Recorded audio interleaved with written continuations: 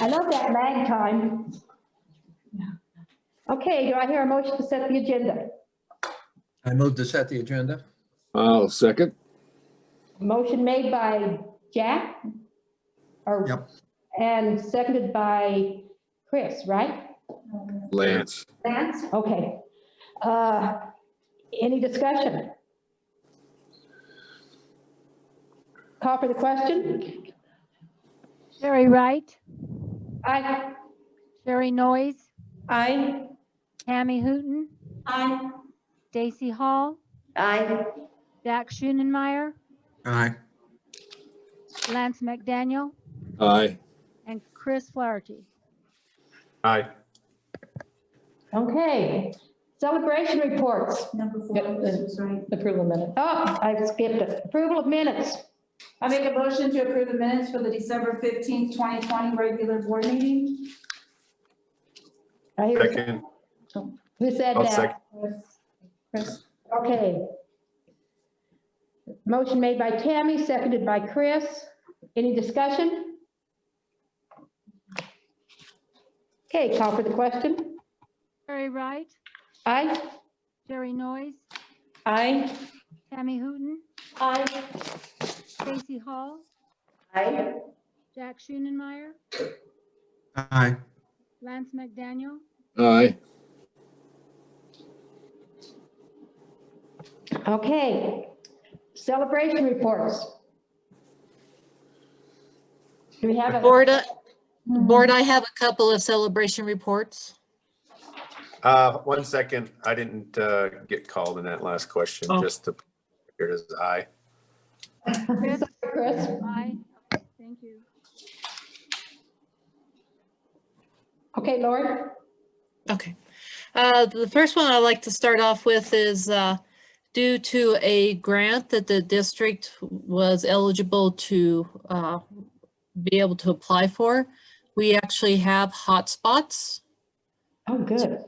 get out into the community for parents that need a hotspot. So that's very exciting. And I'd like to acknowledge Angie Sox and Jeanette Allen's feedback in writing the grant. So those are ready for distribution. I know they've started this last week, which is very exciting. And then also the celebration, even though it's a challenge, is just having our students back in school and in person and having the teachers. And we are slowly getting sports and activities started up. So so some of the life is coming back into the district. So that's very exciting. That is exciting. Anybody have anything else? I'd also like to recognize a couple of kids that made the Colorado All-State Band. Oh, good. Joel Linton and Jaden Zan. And I'm sorry, I meant to write down the other one, was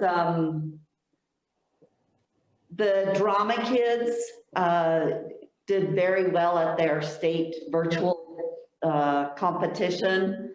And I don't remember when that was. I just saw that on the Facebook page. And then recognize Shavella Reed for her accomplishments in the barrel racing Right. for the Ute Mountain Yeah. Rodeo Club. Yeah. So those were the three that I remembered seeing on Facebook. Yeah. And Deb does a good job of recognizing all those Yes, kids she on her She announcements does a as very well. good job, yes. Yeah. Okay, any more? Okay, superintendent's report. Good evening, board, and for the sake of the length of our agenda tonight, I will be glad to entertain any questions you may have in relation to our board report.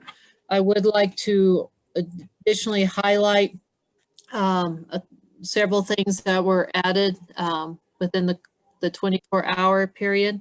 We have 2 positions that will be coming before the board tonight for board consideration for approval. One is it's a additional position through Title VI, which is our Native American grant to serve the Native American students in our district. and we received additional funding. And so this position will assist in helping our Native American students that are specifically online. The next one too, which is very exciting. This is going into our second year with our homegrown initiative, and we just submitted our year 2 application for consideration with CEI. And this is a position that will move the work forward for the second part of the school year and going into next year. And that also will be contingent on our application being approved through the Colorado Education Initiative. So those are pretty exciting. The other thing I like to highlight is this last month, we've been working very closely with the Ute Mountain Ute Tribe, and we were invited to attend with the Tribal Council and the Education Department on Channel 99.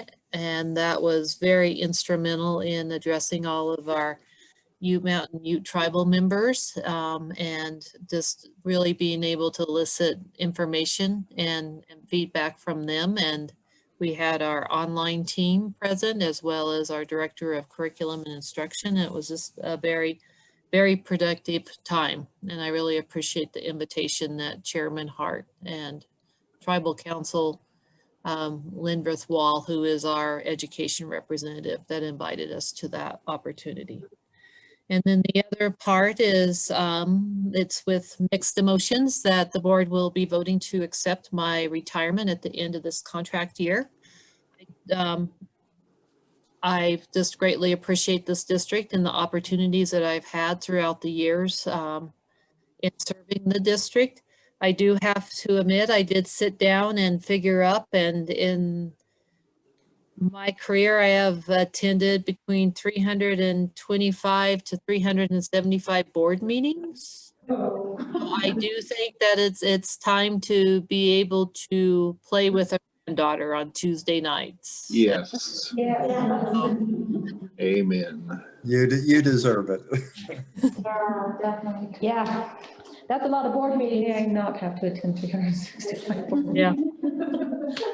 I do have to say I did stop in dividing that into hours and days of my life. So I did stop at that point, but Thank you. That would have been harsh. yeah. And with that, I'd like to entertain any questions that the board has specifically in relation to my board report that was submitted to the board. No, I was glad to see the state assessment is not going to be given this year. Well, we're still waiting for final approval. What they did say is that we will be preparing, have 90% of the preparation ready for the state assessment before we will know for sure and moving forward. So, Okay. and in relation to tonight, we will be sharing our student achievement data. It will be a very condensed presentation than what we normally do in January. Because we'll be sharing out local information and then the additional graduation dropout information that we do have available for real-time data, but it will definitely be a lot shorter. And so Jeanette Allen will be presenting that, and then Jim Parr will be presenting the achievement on the CDLS online students tonight. Thank you. Anybody have any questions? Not now, later on when we address. Okay, when we start that. Okay, Carol. Thanks, Board. Good evening. I submitted my board report, and we'll be addressing several of the items on there later in the presentation. Specifically, we'll be asking the board to vote on the renewal recommendations for Kiva and Battle Rock. We had those presented last month, so you have that information. And then I just want to highlight a little bit of our COVID update, because as you know, that information is changing by the day. So I wanted to give you a little bit of information on that. I'll share the screen.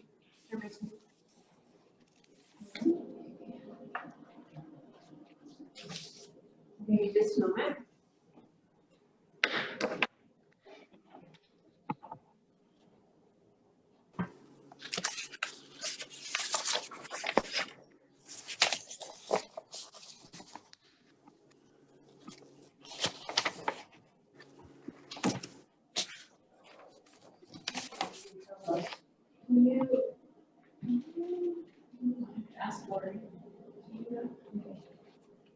Lori, would you be able to let me share my screen? Or make me a co-host? There we go. Okay, you should Um, be able to now. Thank you. So board, we wanted to give you just a quick update on COVID. Some of this was in my board report, but wanted to just highlight it for everyone. First of all, as we presented at our last meeting, we did get some new guidance. We have been implementing that new guidance since we've returned to in-person learning. The two big areas where the guidance changed has to do with contact tracing. So at secondary, we are now using a more traditional contact tracing method of looking at individuals who are within 6 feet of someone who tested positive for 15 minutes cumulative or more. And you'll see in a few minutes how that's impacting some of our quarantines. For elementary, we're still using the cohort-based model. And for sports teams, buses, and open gym, we're continuing to treat those as cohorts just because the way they're structured, it doesn't make sense to use the other contact tracing method. With quarantine, there was a lot of changes to the guidance. And specifically, the standard default now is 10 days. So if someone is in quarantine for 10 days and does not develop symptoms, they can come out of quarantine after 10 days. If someone has previously tested positive for COVID within the last 90 days, they do not need to quarantine. And then individuals in quarantine can take a reliable COVID test on day 5 or after and test out using that mechanism. And we have been doing that with some of our staff to be able to return essential staff back into the buildings or the buses within that 7-day window to help address some of the staffing challenges. A couple other things we've been working on to support staff as it relates to COVID is we have begun the rapid COVID testing for staff. Currently, we're offering district-sponsored drive-up testing with rapid results tests that our nurses are administering. This is happening on Mondays and Thursdays in the morning before school and after school for elementary and secondary and any other staff that want it. We are also going to be participating in the state's at-home testing pilot. So we have signed up for that and we should be receiving more information on that shortly. And should be able to sign up any staff that want to participate in that within the next week to 10 days. So that's exciting. So definitely more tools for staff to promote peace of mind and give them rapid results on their status as it relates to COVID. We've also begun vaccination planning with the health department and our health advisory committee.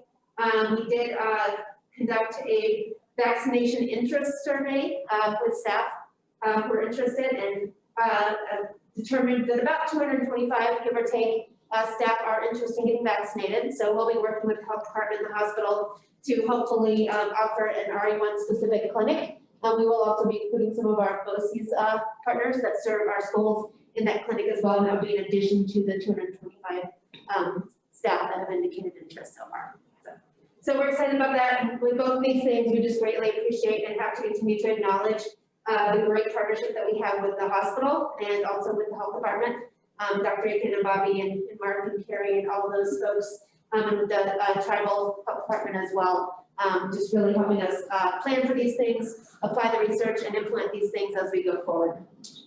Carol, I just have a quick question real quick. Can you elaborate on the individuals who previously tested positive for COVID do not need to quarantine if they've tested positive in the prior 90 days? Can you explain that? It's the guidance that they believe if you tested positive within that time period that you wouldn't necessarily need to quarantine, which I believe indicates they don't believe that you would be as likely to catch it again. Okay, so but you're still allowed back in the school. Okay, so if you have symptoms, but No, if you have symptoms, you should always stay home. okay, yeah, that one was just kind of.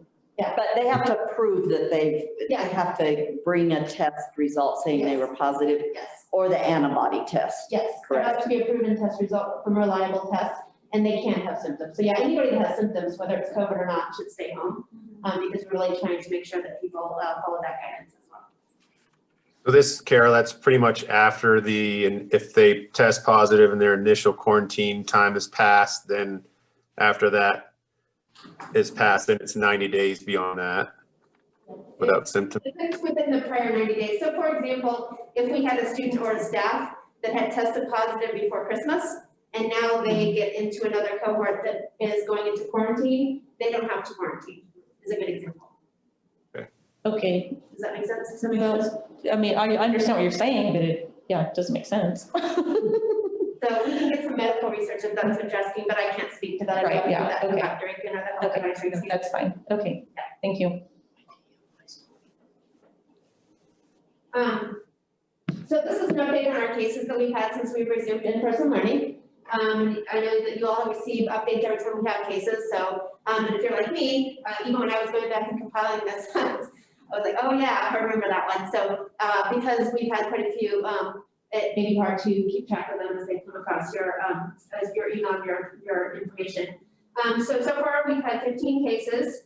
Since we resumed in person, you can see we've had, cases pretty much in every school and, also the district office. And you can see that we've put approximately 316 students into quarantine so far and approximately 34 staff. In addition, we've had 5 buses quarantined and we also had the basketball practice quarantined during this time. Currently, Mesa is in a fully remote learning mode due to the number of cases that they had over the weekend. And so they will be returning to in-person learning on the 26th. So one thing I will say about this is that, a couple things. One is that our staff and students have been very resilient and flexible in dealing with all of these quarantines and continuing to stay focused on providing quality instruction and engagement for students. Obviously, this is a challenge to have this many quarantines, but everyone has been flexible and stayed focused on everything.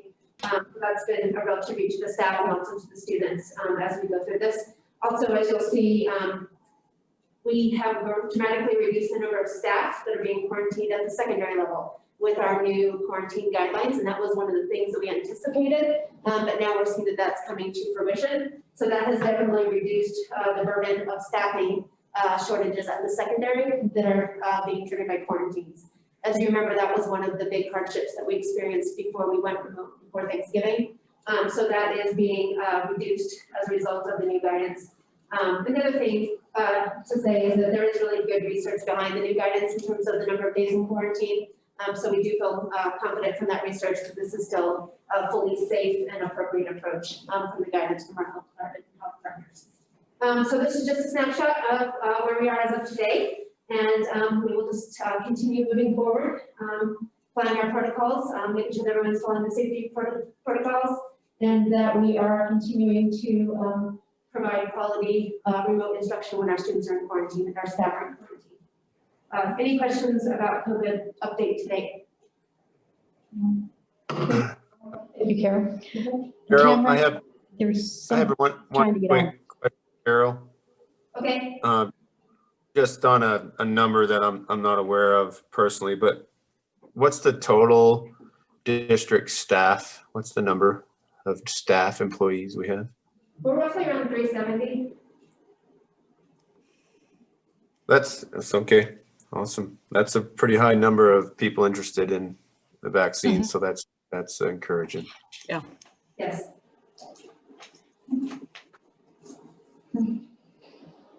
Did you let him in? Okay. So He's that's my calling. board report for today. There's not any other questions? Not at this time. Thank you. Oh, a quick question. Do we know, have any kind of time frame as far as the vaccine? Yes. Uh-huh. So what we know is Should be we're on. She currently just in the admitted phase to- of vaccinations where the state Okay. and the county are focusing on If individuals if over not, this will 70 be or another older. text, okay? When those in that category that wish All to be right, thanks. vaccinated are vaccinated, they will move into the next kind of phase, Mhm. 1B under the dotted line, which is essential workers and teachers. And so it's really gonna depend on, primarily on the supply of vaccines, as you guys have heard, and how quickly they're able to get the vaccine and then distribute it to individuals who want it. The governor has set a benchmark date of wanting to complete the over 70 phase by the beginning of March. He has also said that some counties may be able to go a little bit faster, but again, it's gonna be entirely dependent on the supply of the vaccine. Okay, so we don't really have a timeline at all, like just, So the governor has set a Kinda wait. benchmark of the beginning of March, and then it's gonna depend on the supply of vaccine and how quickly they're able to vaccinate the over 70 folks that need it. okay, thank you. Okay. Jeanette, Good evening, board. My board report is mostly about student achievement, but I'll be presenting that, I think, later in the discussion items. And I'll go ahead and review the PowerPoint. But if you have any other questions, I'd be glad to answer in regards to my board report. Okay, thank you. Kyle.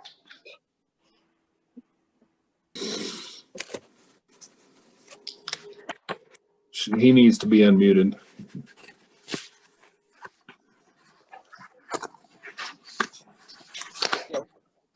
Good evening, board. I included my board report this week, the financials as of the end of December. That also included updated figures from your latest audit. Also was able to get the Impact Aid grant application done last week. So we're just waiting for review on that. And then let's see, lastly, just getting W-2s, 1099s, and all the tax documents out that we need to get out by the end of the month is all in process and scheduled to be out by the end of the month. There are a couple more board reports I know that were requested that I'll be providing in the future. I just wanted to ensure that I was getting the right information and talking to the right people to get those figures to you guys. So with that, if there's any questions I can answer, I'll be happy to try and answer those. But that's all I have, and I don't think I'm presenting anything else other than that tonight. So. Thank you, Kyle. Thank you. Looks good. Thank you. I appreciate it. Thank you, Kyle. Okay, Jamie.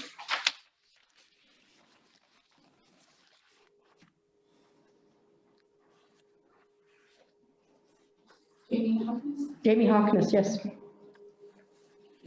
He's going to get unmuted. Okay. Can you hear me? Yes, sir. Great. Good evening, board. How are you? Good. How are you, Jamie?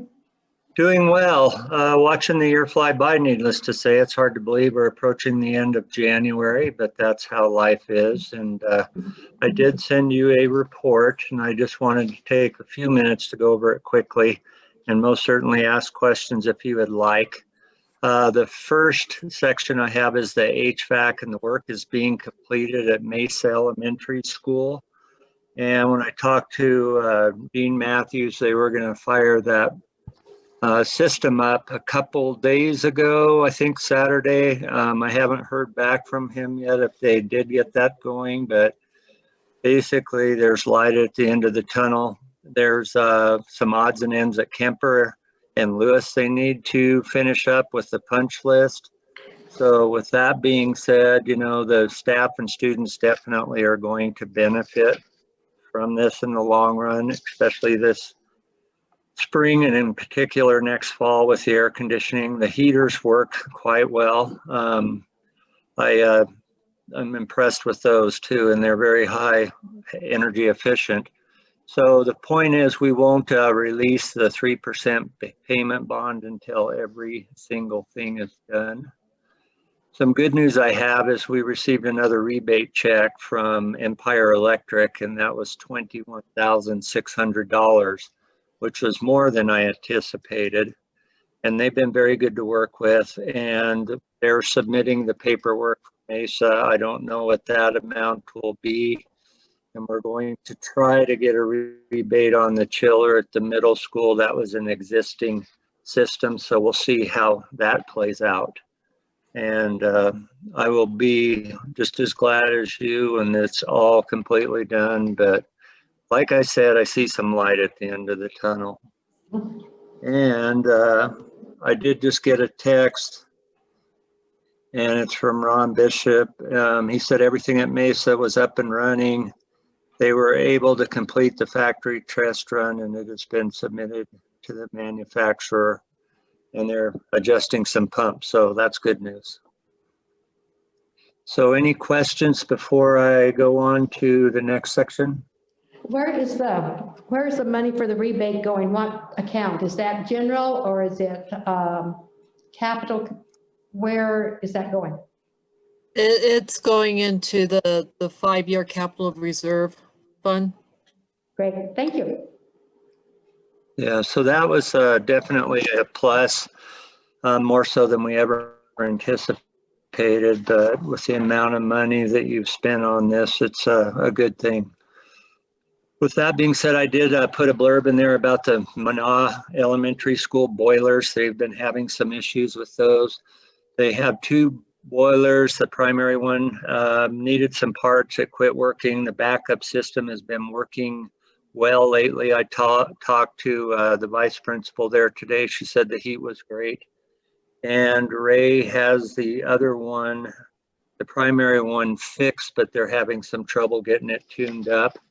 Those are definitely our 2 oldest boilers in the district. And so I had him put out a request for proposal for a new boiler system. And the bid opening is on March 1st with that. So based off of that, if it's reasonable, I'll definitely bring it to you at that time, to the March board meeting, because those certainly need replaced. So we've gotten our money's worth. Okay. Lori, was that on our 5-year, our capital 5-year? Yes, I'm not Lori, but I know it is. As long as I get Thank the you. I was answer. having trouble unmuting, so yeah. Thank you, Jamie. Thank you. And a few more topics, just a little celebration so far with Louis Areola School. They, the PTO and the school personnel, we were able to meet with the director of CDOT. We went through all the chain of command, and finally I requested to meet with the director, and she did meet with us, and she was very good. Some things happened quickly. They have some flashing yellow lights with a 55-mile-an-hour recommended speed zone out there, and later on they're going to get some with even larger flashers. I think it's down like, farther north of Lewis. That's that county road they were going to close, where they put in some kind of system that warns if there's someone at the intersection. But I've heard those lights are working fairly well. And Chris, do you want to comment on that? Have you had a chance to see them? Yeah, County Road B out there, they work good. We're always coming in and out of there with our trucks and line trucks and stuff. And so it's us and those blind spots. It's a good indicator. Let you know someone's there or has just been. Jamie, I just have a quick question. I drive past there all the time, and I did notice the lights, the signs with the lights. Yes. I don't believe it says 55 miles per hour. No. I think it's just like a crossing, like it's an intersection. Oh, really? Yeah, it doesn't, I don't believe it says 55 miles an hour. I was out there last week and it doesn't have the speed limit, just has the flashing light. Okay. It's like an intersection, just an intersection sign on there. Well, I must have misunderstood her email. I was almost certain it was 55 miles an hour. But thank you for letting me know that. I do, as I understand it, the future lights with the better system will say 55 miles Yeah, an hour. and the lights do help. That would help a lot, yes. That's good. Yeah. So anyway, point being, the director of CDOT, when I pushed for a reduced speed limit for a school zone, she wanted to wait and see how this went, which makes sense to me. I felt like she was really working. Okay.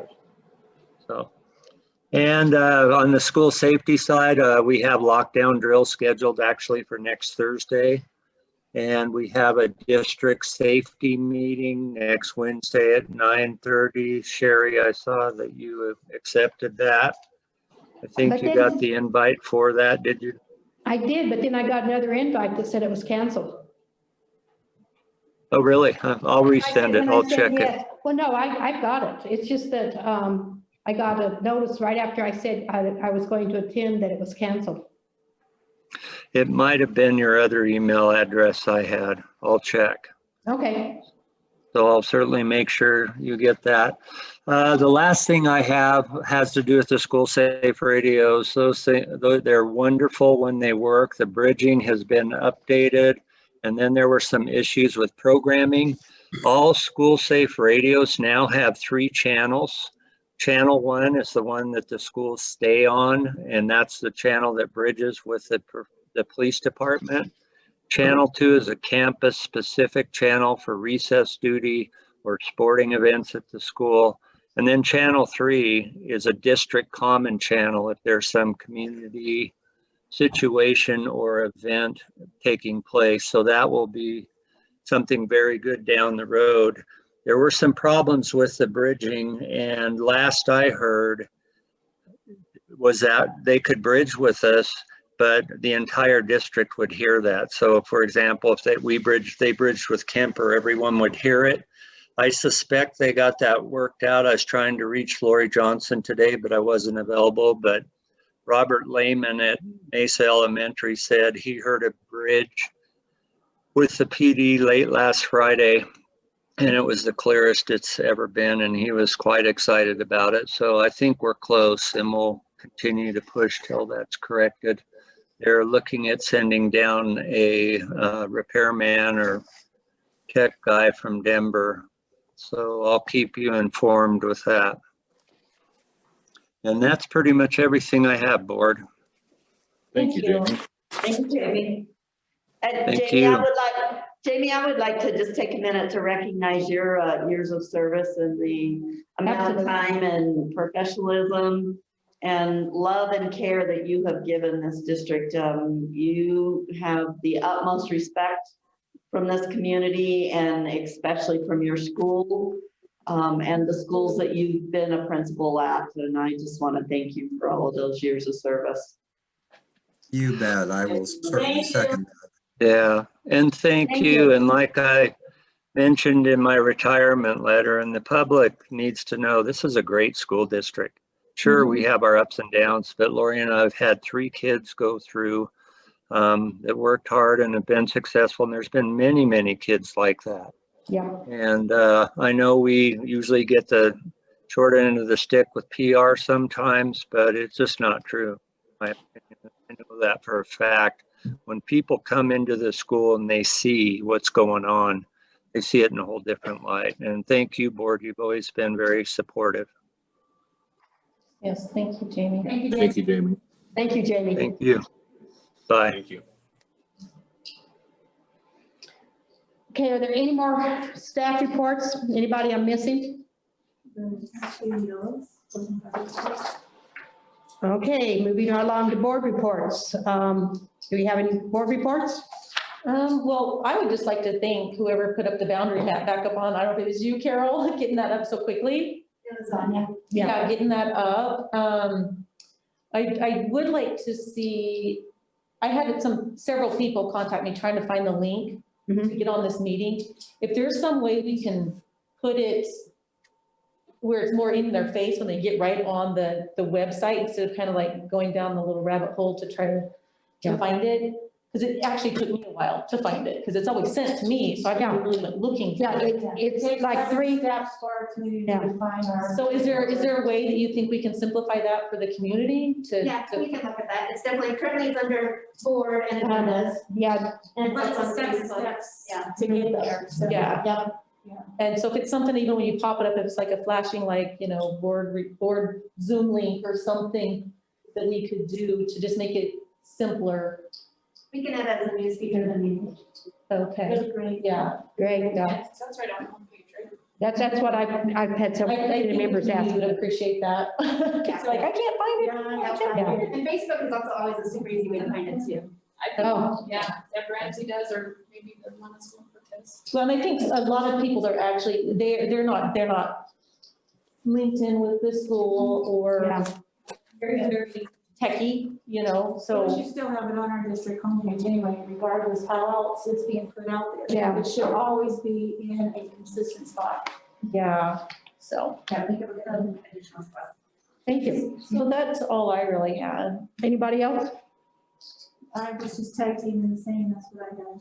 Okay, and Tammy, thank you for giving this information on you getting to, Oh, yeah, big. all these freebies. Winner over there. Winner chicken. Yay, yay. Yeah. We have somebody that follows better than I do.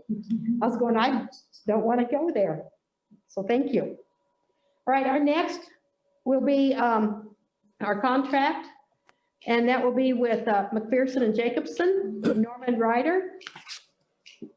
Is he on? Norman Ryder? Yes, right there. Yes, he's going to give us a presentation. Okay, can you hear me? I can hear you. Thank you. Okay. Well, I appreciate the opportunity to work with you, and really it's going to be Paul Reich as much as it's going to be me. And I think, Sherry, can you hear me? Yes, we can hear you. Well, I need to put my video on. I'm sorry. There, now you can see me. Yeah. Okay. I'm not as bad looking as it sounds. Okay. Yeah. All right, there we go. I apologize for coming late because I had to check in at Norwood because we have a meeting with Norwood tonight as well. Paul Reich is running that meeting. And so I basically am going to be working this with Paul. And if you choose to go this route, and it sounds like you are. But anyway, the process that we use, I was starting to put some a timeline together for you. If we were to start with the process ASAP, let's say we would start tonight, we would probably be able to hire someone by May, okay? It would take us from now until May because of the size of your district. That would probably be the earliest. And I think we still are in a window where you can get some really good candidates, okay? And so the process we would use is that basically we would meet with you to set up the board criteria, to make sure that everybody's comfortable with the timeline, figure out the advertising that you would like to use, identify your stakeholder groups that you would like to have us work with, and then talk about salary type of arrangement. That would be our first meeting. And then we would have stakeholder meetings, which would be it can happen anytime, even before our next meeting, or preferably after. And then and the reason for the stakeholder input, as well as the board criteria, it's what we use to develop the questions that the board would use as far as interviewing, but also the candidates tune into the input to help them decide whether to apply or not. And also the criteria helps them identify whether they're a good match or not. So let me give you an example. We started with Cheyenne Mountain, of course, in Colorado Springs, very popular district. And we put all that together, and they had 47 applicants from 26 different states, okay? We just did, I just finished Ignacio, and then they picked their superintendent, and we had 19 applicants from 11 different states. And in your district, which is not too far from Ignacio, with the timeline that we have, I would anticipate we would probably get 25 applicants from various states. And of course, you're in the corner there, so we'd probably get them from at least 4 states. Anyway, the process continues then. We'd identify a deadline. And then the second board meeting we would have is where we actually review the candidates. You would select the finalists. We would come to you with our recommended people that would we think best matches the criteria that you have. And then eventually we develop the interview questions during that time too.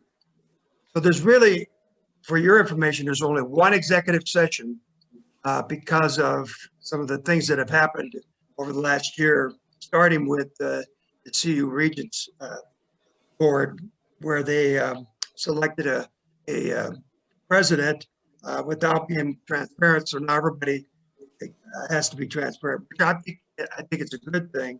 But the only executive session we have is when you review the candidates, you select the finalist, and you come out of executive session, you vote on the finalist, and then from there on, everything is out in the open up public. Okay, then you have you interview the candidates, and you select your superintendent. when you interview the candidates, you need to have about 72 hours between the interviews and when you actually select the candidate. So the process there is that we do almost all the work. All the board does is basically approve our work, but also the board selects the superintendent. And we do we recruit, we screen, we basically help identify, and then it's up to the board to pick their finalists and to pick their superintendent. We will give you a good, healthy pool of candidates, and we've been doing that throughout this year. So anyway, that's pretty much the picture and the process. We communicate with the board as much as possible, especially the board president, to make sure that they're updated and aware of how the process is moving. So anyway, there's the process. Anybody have any questions? Real quick. I just have a quick question, because I was kind of confused on the expenses and then the contracted service fee. So does that Right. contracted service fee, is that with or without these expenses? Or is that in lieu of the guarantee period? What happens there with the $8,500, that's what your fee is in the contract. That includes the advertising. That includes all the work that I just discussed. The expenses are any kind of expenses that incur, including any kind of additional advertising that you would like to buy. Okay, we do provide quite a bit of advertising free, but Facebook, Instagram, LinkedIn, it goes on and on. But anyway, but the purchase advertising is in national, for instance, top schools jobs. That's Ed Week online, and that's for 1 month, and that costs you about $450. So that gives you an example of extra cost. There's also extra cost tied to videos, where you get to see the videos of the people that we would bring to there. There's some of the videos are included in your cost, but any additional videos does cost you. And there's some office costs as far as paper costs, things like that. So, so that's what you see in your contract, and we will never ever go above that expenses that are listed. So the fees cover all the work and free advertising. So for instance, if I or Paul travel to Montezuma-Cortez, the travel expenses, those types of things are in addition to the fees. So that's the extra cost, is the travel time? The travel time, there's some office work that's an extra cost, and the videos that I mentioned, extra cost. But a lot of I think it's like 5 videos are already included, and advertising is included, and then all the work in that $8,500. Okay, I think I was just confused on something, because it says all expenses for advertising the vacancy is an additional expense. Right, all the advertising over and above the advertising that McPherson Jacobson does. Okay. For instance, let me give you an example. McPherson Jacobson is going to send out notices to all the school boards across the country. That's free. They're going to send it to all the administrative associations across the country. That's free. And when you want to be part of a magazine like the Administrator or Education Week, that's going to cost you. Okay, because that costs us. Okay, thank you. Okay, Mhm. thank you. Anybody else? We never sent you a proposal, otherwise you'd have all that information in your proposal. So, Well, I Apologize have for your that. contract for services, so. right, we didn't have time to get a proposal together for you yet. But Right, we could put that together for you so you get more information. okay. That may not be a bad idea. Norman, can I Gone backwards. ask Go a ahead, Dan. question? Norman, you said you finished up with Ignacio and you're meeting with Norwood tonight. Are you by any chance doing 9R in Durango as well? And No, we are not Okay. doing Durango. It's too bad we couldn't have a job fair, and just have them all done at the same time. Great idea. Yeah, that's not because that way you get a candidate pool. No, I know. I was just thinking out loud, thinking outside the box. You look like a guy that would do that. Yeah. He's our But Santa Claus. Montezuma-Cortez, the research I've done, you're going to attract some pretty good candidates. I don't think you're too late yet.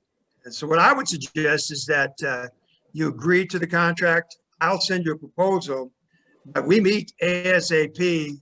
And as soon as we establish the criteria, which we can do in a meeting tomorrow, whenever you want to meet again, I'll send you a timeline. We can do all of that.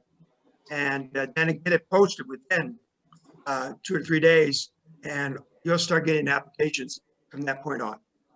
And so I think the sooner we can get it posted, the better. So I think if you guys decide to go this route, I would suggest we schedule a meeting as soon as possible. And then from there, everything will fall into place. Okay. Does anybody else have a question? No. And this goes nationally, correct? Yes, it's national. Yeah, I need to explain to you that we send notices out to 4,000 people once everything is posted, and we get the stakeholder information in, send it out to 4,000 different sites, people that are interested in jobs and things like that across the country. So that's why at Giant Mountain, we ended up with 26 different states. And the same thing is true for Ignacio with 11 different states. But what's always interesting is how, and I've done this for right at 2 years now, and is that we tend to stay with the Colorado people. So you're down that southwest corner, so I don't know what it's like down there. So yeah. Okay. Beautiful corner. It is Any beautiful. questions? That's it for me. Okay, we have citizens address the board and then a couple of action items, and then we will vote on your contract. Are you going to stay or do you want me to call you? No, I'll stay. Okay. In case there's any questions, or anything like that, no problem. That will give us time to, if with the vote, excuse me, if the vote passes, then if you're still on, then we can work out a date. That would be good. That's what I want to stay on for. But also, before you go on with your agenda, will you want to do all this in person? That's something the board will have to decide. Looks like you're in person now, so that's why I asked that question. There's With four of us. Ignacio, Four of us are with in person Ignacio- and 3 are not. I think we still need to keep With- with Ignacio, I did everything in person. But we had everybody spread out and all that kind of stuff, but it worked beautifully. And you could call the board president, Kara, over there, and she'll tell you and can discuss the process with you. But either way, you might want to make that decision. Paul and I are willing to do whatever you want to do. Okay? That's why I want to throw that out there. All right, go ahead. Thank you. Okay, moving right along, we're going to do citizens address the board. We have one gentleman, Melvin Hicks, and Tara's going to call him and get him online so that we can discuss with him. I will let you know that as a board, we will not be making any decisions on this. We are going to listen to what he has to say, and then I think that we'll probably need to do some visiting with Kyle to get more information, and then we will vote on it in February. So just kind of giving you a heads up. Be sure and ask all the questions you need to. You've received a lot of information in your packet. So hopefully we can get this taken care of.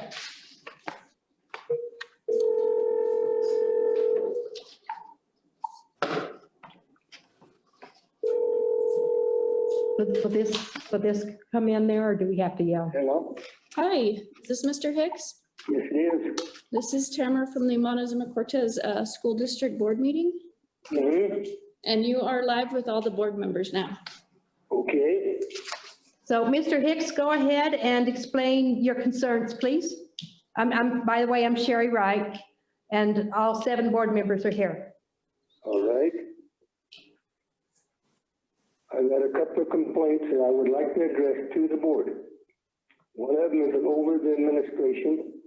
And now after I learned what I did, I was wrong to start with, but I still think it needs investigated. I went down there to have a plot signed off. And she told me to bring a check, which I did. And when I walked in with it, and she asked me if I had the plot and I had the check, and I said yes. I said, I'd like to know one thing, why I am giving you this check. Anyway, she ignored me and went on and took the plot and said, I'll get you the plot signed and a receipt. She came back, handed me the plot and the receipt. Went back to her desk, and I went back over to her desk, and I said, I still would like to know why I am handing you that check. She ignored me, and anyway, I told her the third time, I said, I want to know why. She shrugged her shoulders and handed me a paper. Well, it made me mad, and I admit that. Anyway, I walked out with it, and well, she wouldn't give me that one. I asked her, can I have this? And she said, no, I'll make you a copy. She gave me the copy, and I come home. When I read it, it made me mad over the fact I didn't like the way you had worded it, but we'll get into that later. But anyway, after I making this complaint, and I was in business 50 years, and I know that you're supposed to disclose to me what I'm giving you money for. Nobody did that. But when I talked to the lady today that done it, she told me she'd worked for the school board 49 years. And that she talked to her co-workers over there after I left. And not a one of them know why that they're collecting this $817. Now, I don't know what's wrong with the supervision or whoever's supposed to train them, but somebody is not training them employees. And if I was so minded to, I got a good lawsuit right there. But I'm not in the motion doing that, but somebody needs to train them. And I owe the lady an apology. If you would check this out and it's right, I want an apology. But somebody needs to look into this, because it ain't right for them to be having their necks stuck out and not even know what they're doing. And the next part I got to advise with you is that you wanted me to pay this, and they did give me a thing finally in this paper, and on it, and you know what it says as well as I do. It says believe that the new residential development I have will impact your school district. Well, I paid taxes on this piece of property for 49 years. And I have never had a kid in your school or intend to have one in your school. And also, I broke off 6 acres and kept my home. And I did not change one thing on it, not even the address. And I can't see where this impacts your school district in any way. And I want it proved to me that it does. That is my complaint with you. And between the two of them, if you find anything out on this other part, I want it wrote to me, and I'll apologize to the lady. But if you don't, I don't owe her an apology, but I don't believe the lady, if she worked for you 49 years, I think she probably knows what she's talking about. And that's my complaints with the district, and I'd like to have an answer out of you. Okay, I understand what you're saying, and you're right. If she did not answer you, then you have a legitimate claim there. As far as whether you owe the money or not, we cannot make that decision tonight, but I can promise you that we will look into it. We'll talk to our financial director, find out about the monies, and see if, I can't say that we'll waive it, but I can say that at the February board meeting, which is the 16th, I believe, we will be voting on this. But I agree with you that you were treated very rudely if that's the way it happened, and I will check into it. But I want to know exactly, and I want to when you make this decision on the other part, I want to know the reason why. If you're going to make it the other way, I want to know why and prove to me that I'm affecting your district by doing this. I understand that. So we do need to do some research on this. That's fine. That's fine And with me. find out what's going I'm not on. in a hurry. That ain't it. But if this is true with this down here, this has been this crazy thing. Somebody needs to get on top of it because you went through 40 things last year. And I guess I'm the only fool that's too old to just go in and hand the money away. The rest of them must just hand it to you and go on. But this isn't right to the public and your employees. Well, I can tell you that this started in 2007 and I it went. understood that. And it went. That don't mean nothing to me. I don't care. If the employees ain't trained, it don't mean a thing. They gotta be trained. That's very true. So. I was in business a lot of years and I trained my employees and this is leaving them employees out to dry if you didn't train them right. I agree with you 100% and I will check into it. Thank you. Okay, thank you. Bye. Thank you, Mr. Hicks. Thank you. Thank you. So we do need to check into this and find out about the amount of money that's been collected and the impact on the district. Do we want to keep doing this or do we want to change it? Yeah. And I think that's something that as board members, we need to check into this month and be prepared to make a decision in February on the direction we're going to go. And if that was true, treated like that, then. Who did he talk to at the? Was it the county assessor? Is it the assessor's office? He said he got his plot assigned. So was that a county assessors and they don't know? That's what it sounds Um, Anyway, it says a little more investigation. Right. Yeah. So I'm not sure that it's, I'm not sure who it was or where he was, but we do need to find out and make a decision. Sorry, I can tell you who it was. It was me. So, Okay. talk to me, and I can definitely tell you my side of the story because it is way different than what he prepared to you. Okay. I would have bet on that if it was you, Phyllis. And I would just like to interject that I did talk with Mr. Hicks, and so I'd be happy to discuss this with any board member that would like to follow up on the personnel side. I think that the personnel side is your business, Lori, and not ours. And we need, our side is to determine if we want to continue doing this plot or not. And are we making money? Are we making the community angry? Where are we at with this? And make a decision in February. Board, how do you feel about it? I feel the same way. I think we need to really look into this whole situation and see if this policy is, or I don't even know if it's a policy, if it's antiquated, and we need to revisit this whole situation and see what the purpose of this was or why we did this back in 2007. Well, I can tell you that I was the one that made the motion to do it, and I can give you the reasons behind it. And it was because we were building new subdivisions at that time, and it was impacting our schools. And we were needing the money to enlarge our schools. And basically 2007, we were buying trailers. So that was the reason that we started it, but we may not want to keep doing it. It's a board decision. So. Yeah, I just agree. We discussed it and. So I think that we need to do some investigating on it. How do the rest of you feel? Need to investigate it. Yep. Thank you, Yeah, Jack. that's where. So would the board like this to come back as a discussion item? We can definitely do, I can work with Kyle on this and provide it in your board packets. Discussion. But didn't we tell this man we'd have a decision for him in February? I told him that we would do some research and have an answer in February.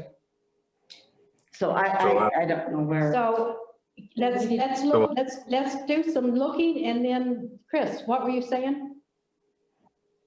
I was gonna say, if like you said, do some research, put it on as a discussion item, and then we can make a motion to move it to an action item. So, and to give, I think a month. Yeah, Yep. that sounds great. Thank you, A month. Chris. Did that answer your question, Lori? Yes, thank you. Okay. Our next is our consent calendar.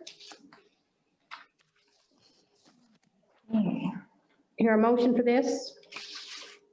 Move to approve the consent calendar. Second. Motion was made by whom? Jack. And seconded by Tammy. I have one question, Lori. Kristen Childs, Kemper teacher, step 16. I thought we only gave 8. She's actually returning back as an employee, and so we have that clause on the salary schedule that if they leave the district and they come back, then they will be put at the salary level that they were when they left. Okay. So that's That was my only thing on that. I just want to say that with you retiring and Jamie retiring, we are losing some outstanding people, and thank you for all the years. I really appreciate it. And, Thank you. And Jamie's right. I had 4 kids, counting my 2 granddaughters, go through this school district, and one went on a full ride scholarship into college. The other one has a business admin degree. One will graduate after 3 years in May from college, and the other one's working on her nursing. So I would say that we are a phenomenal district. Absolutely. If the kids want to learn, it's there. So thank you. Does anybody else have anything to say? Just to piggyback off that, Sherry, I think this district, through the guidance of the administration's efforts during this past year, really setting the benchmark for the state. There's large districts whose kids aren't even in school whatsoever. I have friends in Pueblo, they haven't even set foot in a classroom all year. So I think that the crisis has brought opportunity to this district that might not have ever been recognized, and that it's important that we keep building off the efforts that were made. So I think it's a great job. I appreciate that. And Lori was instrumental in getting us to piggyback with the county health department and the hospital so that we have the information we need to keep our kids in school and when to pull them. So thank you. And I'd just like to acknowledge the team behind this too. It's taken, a lot of leadership from several individuals to make this process be fluid and giving up weekends and everything. So I just really like to acknowledge everyone's work on this. Yeah, it takes the whole district. It does. It does. Definitely. Okay, anybody else? Call for the question. Right? Aye. Jerry Noyes, Aye. Tammy Hooten, Aye. Stacy Hall, Aye. Jack Schoenenmeyer, Aye. Lance McDaniel, Aye. and Chris Flaherty. Aye. Okay, our next item is to accept Lori's retirement letter. So if we don't do it, she can't retire. Yes, so. Let's see how well she gives up that grandbaby. I will let her That's see right. grandbaby. I move to accept Superintendent Houtmus's retirement letter. I second. Motion made by Noyes, seconded by Stacy. Any discussion? I wish you the best. Yeah.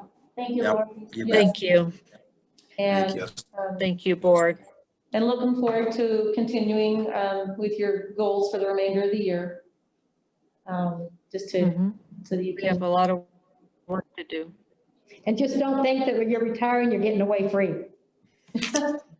So we will be calling. Oh, no, rest assured, I will still be supporting this district.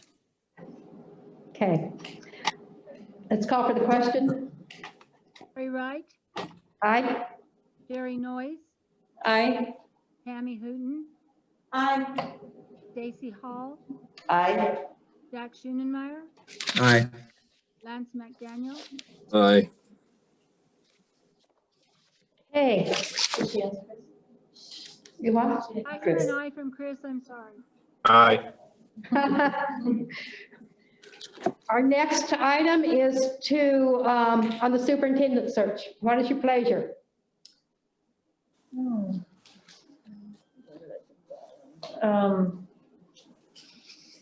Well, it sounds like time is of the essence here. Yes. Do we need to have that, what he was gonna send us, or? The proposal, the contract will take care of it. The proposal will be nice. And as soon as I get it, I will forward it to you like I did the contract. Okay, well, I mean, this is something we need to do. Yes. So, sounds like they've worked with our fellow districts, so I'm all for moving. You need to make a motion before we can discuss. I would also like to make sure that we do have the We have opportunity. we have to have a motion before we discuss. Mr. Oh, Wright, okay, I'd like okay. to move a motion to go into contract with McPherson and Jacobson to do our superintendent search. Okay, do I hear a second? I will second it. Motion made by Tammy, seconded by Sherry. Okay, Sherry, go ahead. Oh, no, I was just, that's where I was headed, like, yep, we just need to make a motion, so. Okay. Stacy. I would like to see us do the in-person Okay. with this company. All right. I would second that. Okay, well, I think, first of all, we're just doing the contract. I mean, I will piggyback on what she's saying. Okay. So, Jack, what do you think? On what? On the contract?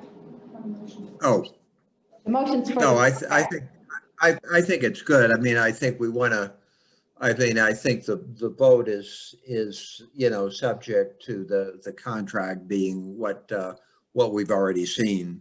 Right, okay. Lance? I'm agreeing with Jack on that one. Okay. Chris? I concur with that. I'm fine. Okay, so the vote is to sign this contract with McPherson and Jacobson. Okay. Any more discussion? Okay, let's call for the question. Jerry Wright, Aye. Jerry Noyes, Aye. Tammy Hooton, Aye. Stacy Hall, Aye. Jack Schoenenmeyer, Aye. Lance McDaniel, Aye. Chris. Chris? What about Chris? I think she keeps breaking out. Yeah. Aye. Chris, If she, can you hear me? Thank you, Chris. I think we lose her. Your name must be it. Okay, Mr. Ryder. Yes. Oops, Okay. sorry. So where we move from here is to do I need to sign the contract and mail it to you, is that correct? Yeah, you can just email that to me if you'd like. Okay, and then, And email it to me. okay. So our next item would be to set up a time to meet with you? Yes, and what I need is about no more than 90 minutes. It won't take that long, but you never know. 90 minutes with the board. And then, sorry, that's my daughter calling. Anyway, 90 minutes. And then from that, we will get it posted ASP as soon as possible. So when can you meet within the next week? Okay. Whenever. I have CASB board meetings all weekend, so I cannot, unless I'm going to be in Arizona taking care of my mother, but I can meet at any time from the evening of the 24th on.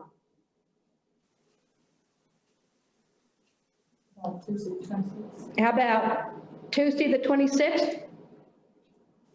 I'm good. Okay, Chris? I should be good with the 26th. Jack? I should be good. It's in the evening? Okay, Lance? I'm good. Sherry?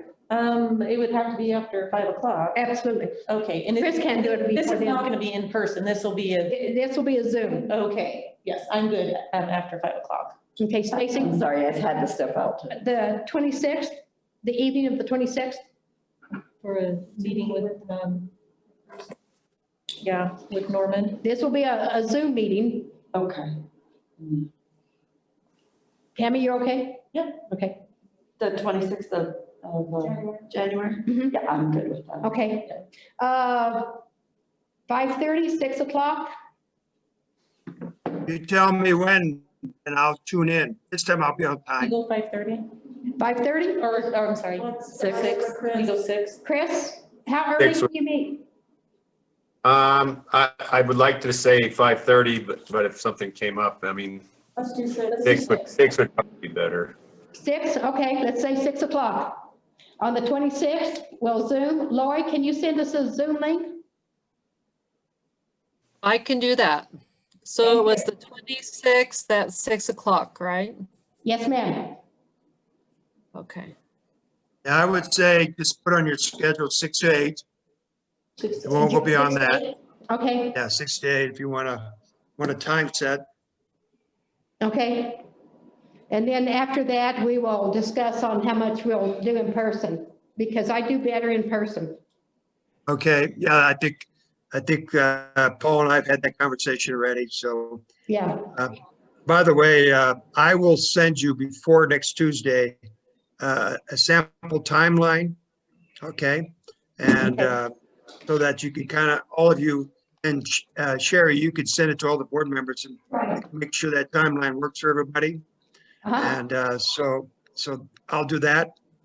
And so then that way everybody comes ready and we go right at it and get it taken care of, okay? yeah. Everything you send me, I just send on to my board. Right. So, And on the 26th, be prepared to discuss what you would like to see in a superintendent. okay.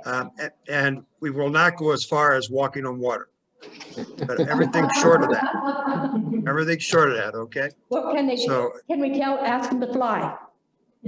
Don't fly, that's not a bad idea, you know, on eagle's wings, it's not a bad idea, so. But anyway, I just said then, yes, but we will be virtual with you. Maybe Paul will want to come down there next Tuesday. I'll talk to him and see. Yeah, Paul and I And, talked about getting together and having a coffee or something. Okay. How far is Telluride from? About an hour and a Montezuma? half. Oh, he might drive down then next Tuesday. I'll find out. I'll get a Yeah. hold of him and see if he wants to do that. And then I'll come in virtually. Okay, That's 7 hours for me. I'm not that crazy.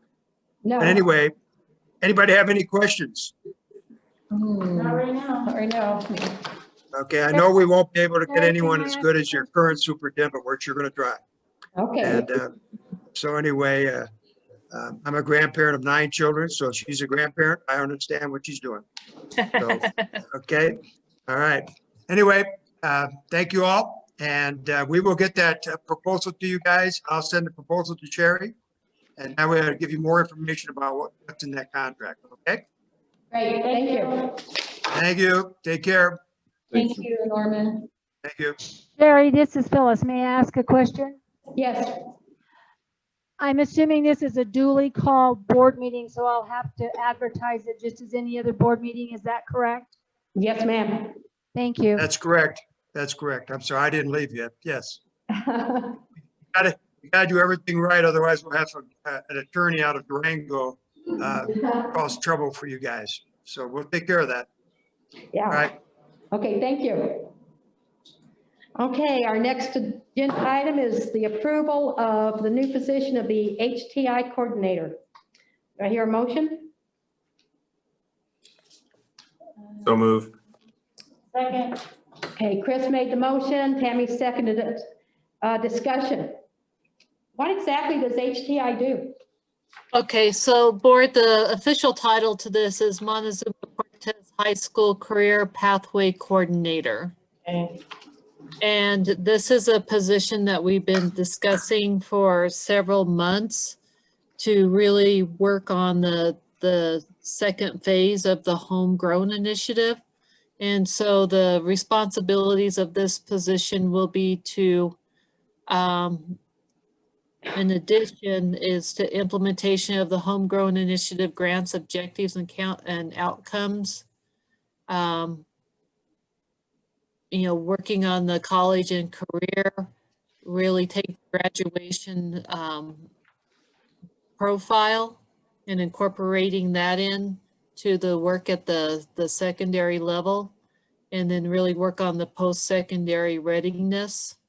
So basically, as you know, with the homegrown initiative, we've been working this last year with our community group, and what came out of this core team of community members was that we needed this position in order to move the work forward in the context of the Montezuma-Cortez High School, and they'll also start working with the middle school on continuity. So this position is subject to our application for year 2 to be approved by the Colorado Education Initiative, and we have a meeting with them on Friday. So I'm hoping at that time we will receive any additional information.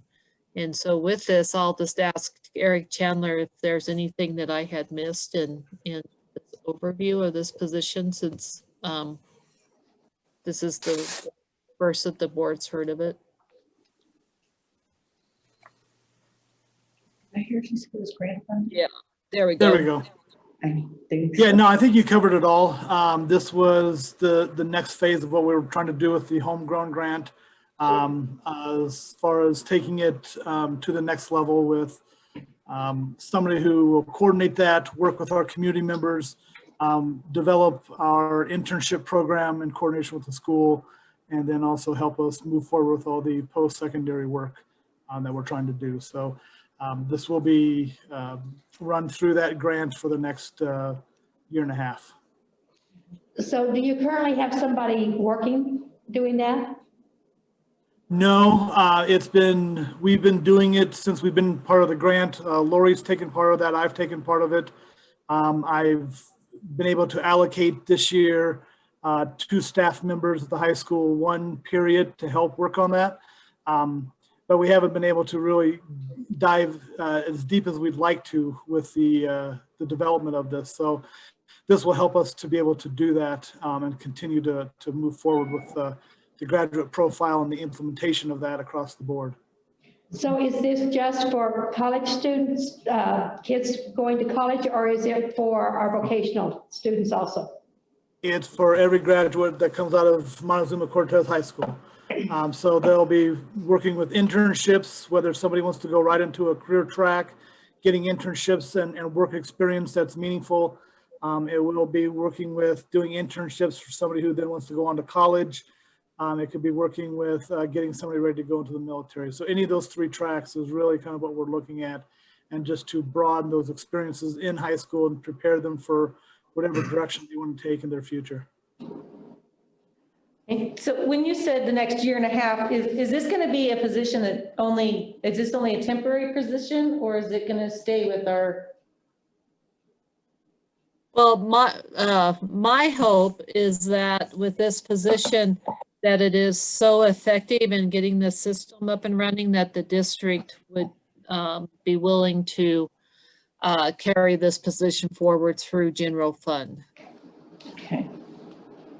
And is this a position that the district as of now is willing to fund themselves if CI grant doesn't come through?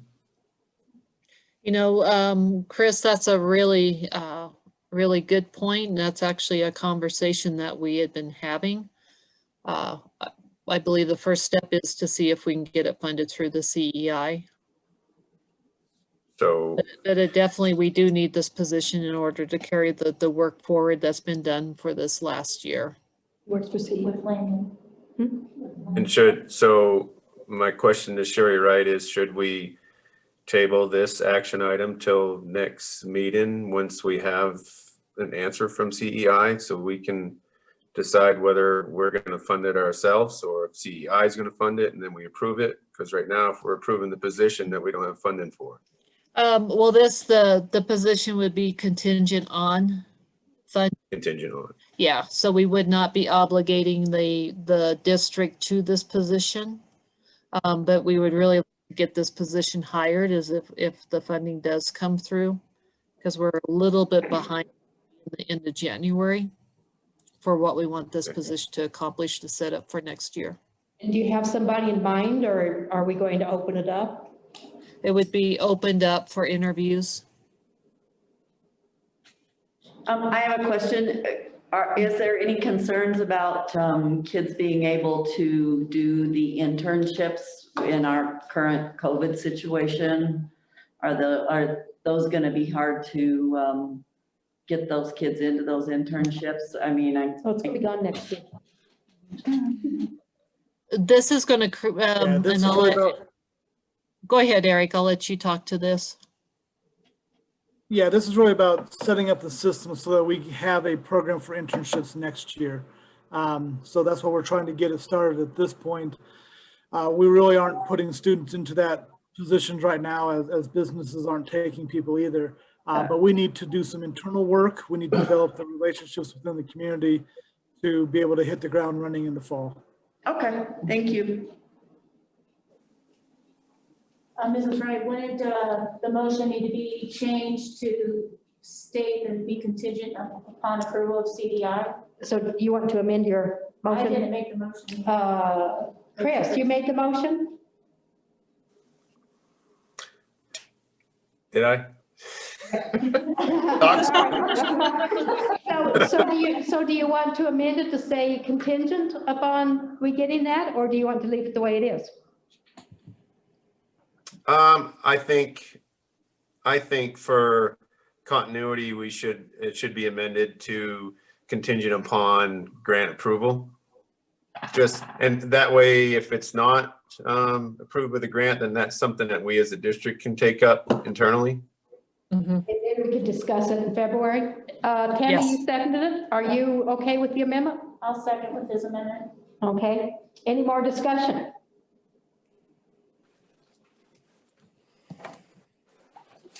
Okay, let's call for the question. Oh, I'm sorry. Go ahead. I do think it's a vital role. I think it's Yes. something that we absolutely. But I think this is the right, personally, in my opinion, I think it's the right course to take. And horse before the cart type. Right. Anybody else?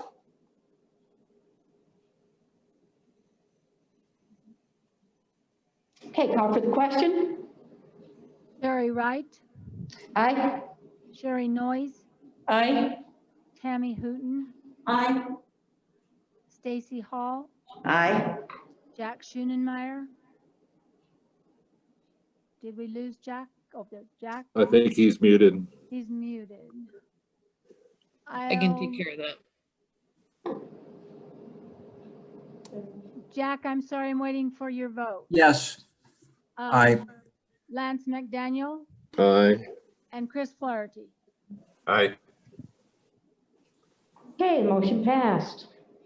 The next is approve the new position for the K-12 online Native American student support coach.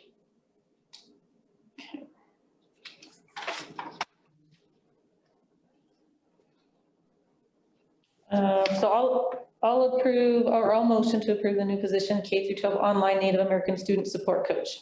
Okay, Sherry Noyes made the motion. Second? Second.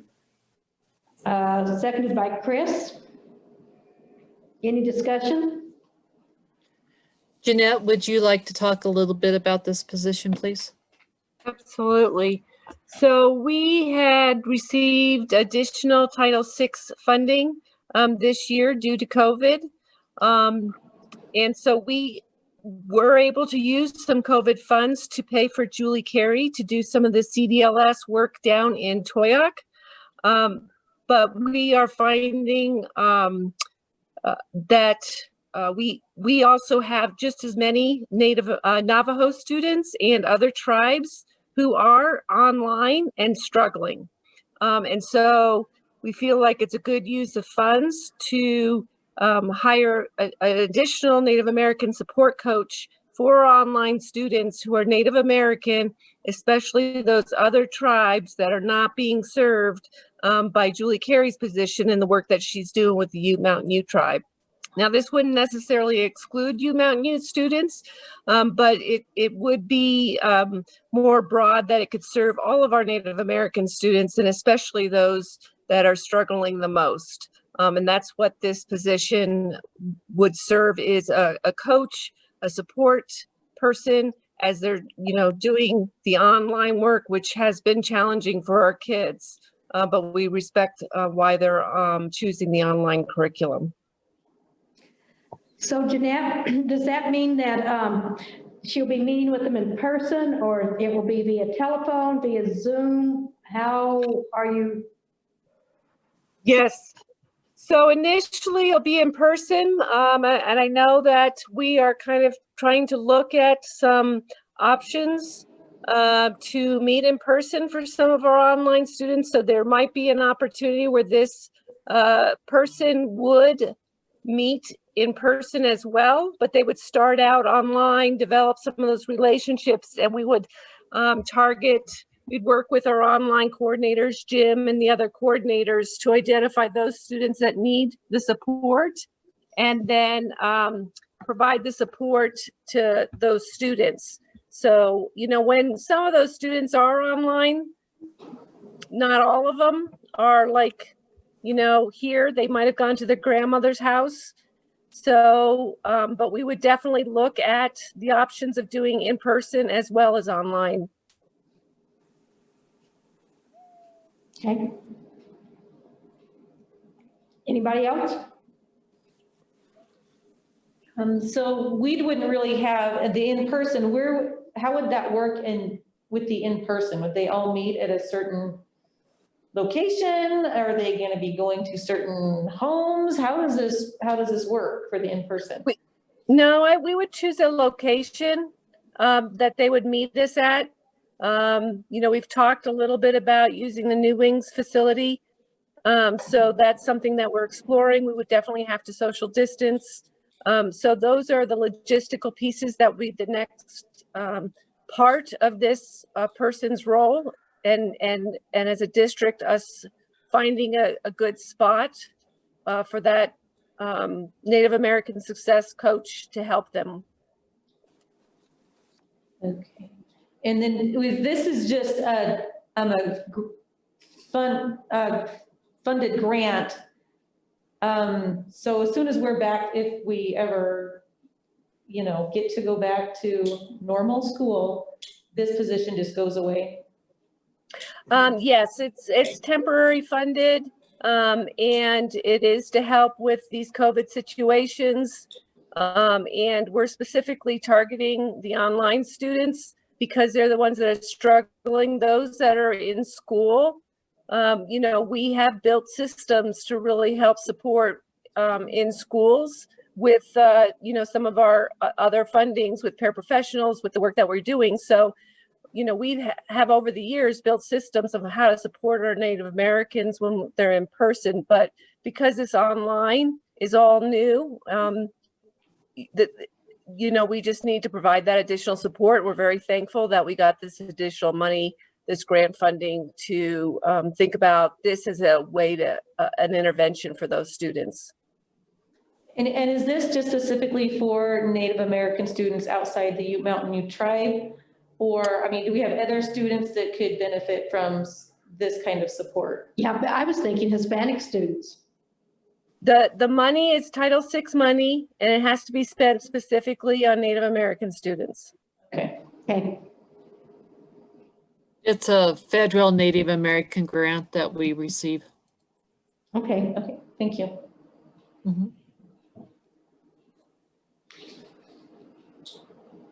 Anybody else?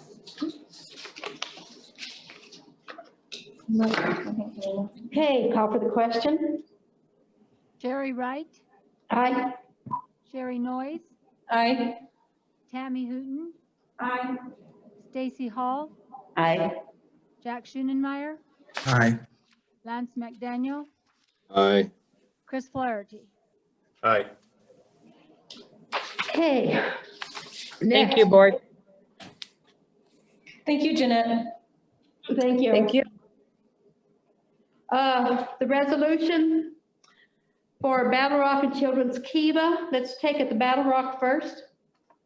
That is, Jack, very long. Okay, this is a little bit long, but I guess there's, I think Carol said you guess could we're shorten stuck it. with, You said you could shorten it? I think you could just read the therefore be resolved, because that talks about the terms of the contract, Yeah. but it's up to you all. okay, so I can just go. Drop down to now therefore be it resolved. Okay, this is, well, I'll start with the first one and then go down. So whereas on December the 1st, 2020, the Board of Education, Montezuma-Cortez RE1, the board received a charter renewal application for consideration for the Battle Rock Charter School. And then we moved down to now therefore be it resolved, the charter school renewal for the Battle Rock Charter School will be approved for a 3-year renewal with the opportunity for a 1-year extension provided the Battle Rock Charter School meets the performance conditions which are stated below. These conditions are in the best public and best interest of pupils, the district, and the community as that they ensure accountability for meeting Colorado academic performance standards and the standards of acceptable financial practice per state statute. Academic benchmarks, 2021-22 data attain an MGP of 50 or greater on AIMS-web, math, and ELA based on national norm data. 22-23 attain an accreditation rating of improved or higher on state accreditation system based on prior year's data.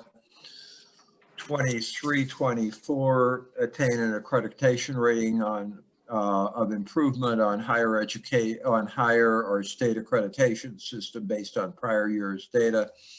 Financial benefits, financial benchmarks based on the year's prior audit. 21-22 attain a rating of low risk in each of the district financial performance indicators. 2022-23 attain a rating of low risk in each of the district financial performance indicators. 23-24 attain a rating of low risk in each of the district financial performance indicators. If the Battle Rock Charter School meets the performance benchmarks and other provisions outlined in the contract, then the Battle Rock Charter School will be granted a 1-year extension through June 30th, 2025. If the Battle Rock Charter School does not meet the performance benchmarks and other provisions outlined in the contract, its contract shall end on June the 30th, 2024, and the Battle Rock Charter School will have to apply for renewal by December 1st, 2023. All of the reports and recommendations referenced above, including but not limited to the district superintendent's recommendation for renewal, Battle Rock's annual report, and the Battle Rock Charter School renewal application are hereby incorporated into this resolution and made part of the official record. The board authorized district staff to negotiate a contract with the Battle Rock Charter School board pursuant to this resolution, which may be submitted for consideration and approval by both parties by June the 1st, 2021. Hear a motion? I make a motion to approve it. I'll second it. Motion made by Stacy, seconded by Sherry. Discussion?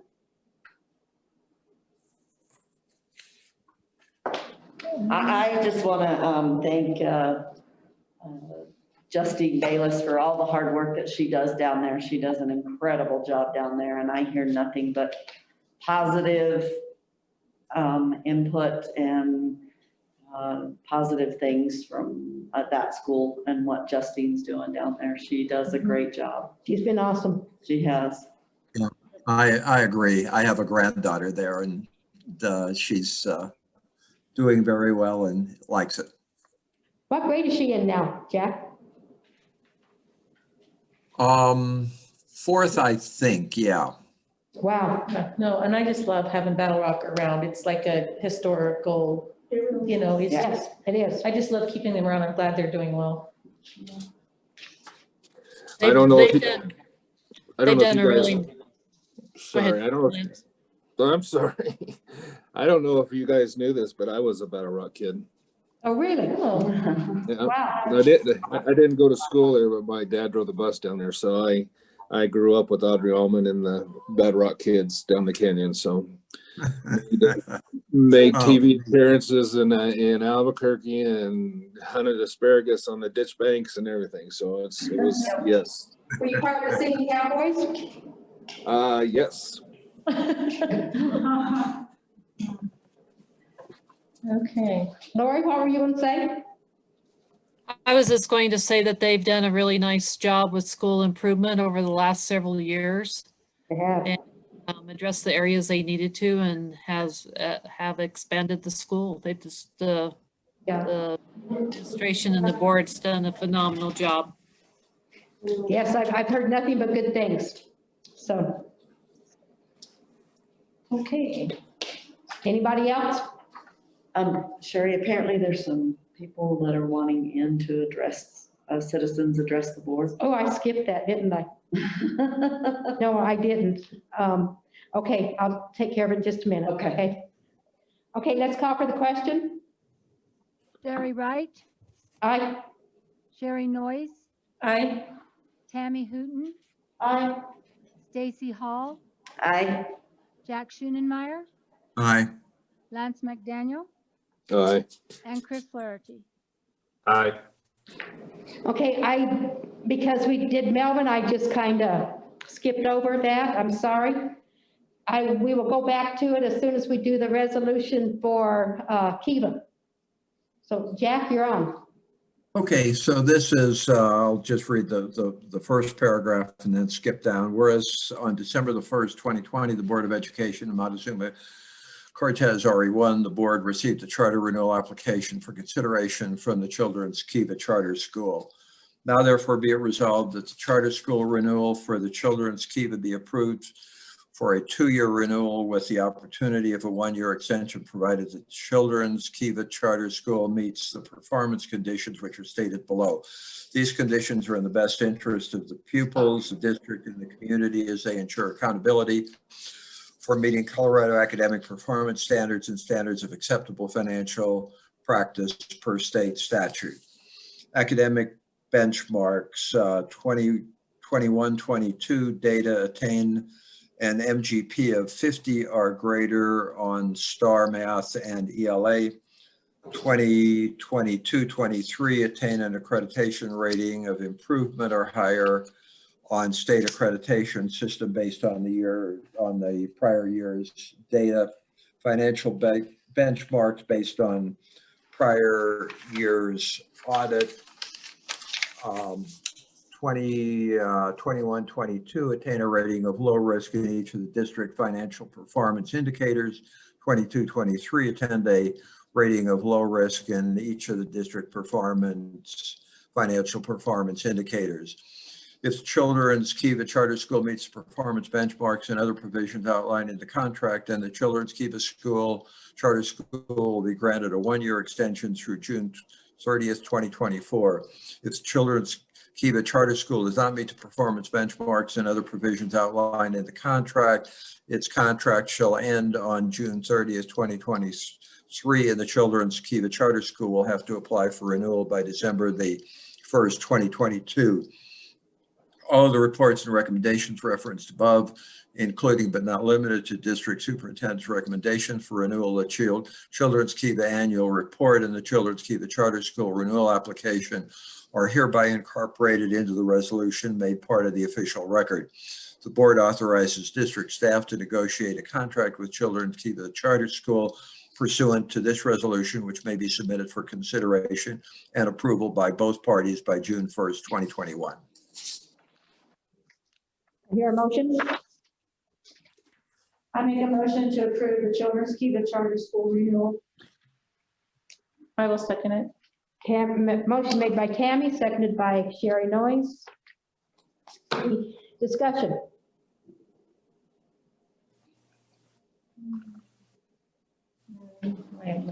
Okay, let's call for the question. Sherry Wright, Aye. Sherry Noyes, Aye. Tammy Hooton, Aye. Stacy Hall, Aye. Jack Schoenenmeyer, Aye. Lance McDaniel, Aye. and Chris Flaherty. Aye. Okay, let's go back up to citizens address the board. I am very sorry, after listening to Melvin Hicks, I just kind of skipped over into that. So if we have any comments, please put them down.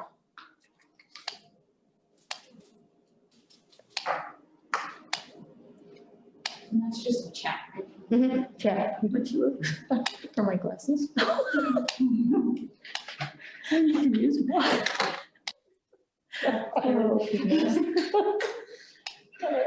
Oh, I can't believe I did that. Well, no, I didn't notice it. I didn't. I'm just, that's horrible for me to do that. Yeah, I feel, I mean, it's just as much as our fault, so. Yeah. Are you sure somebody wanted to say something? Yeah. No, there we Oh, here we go.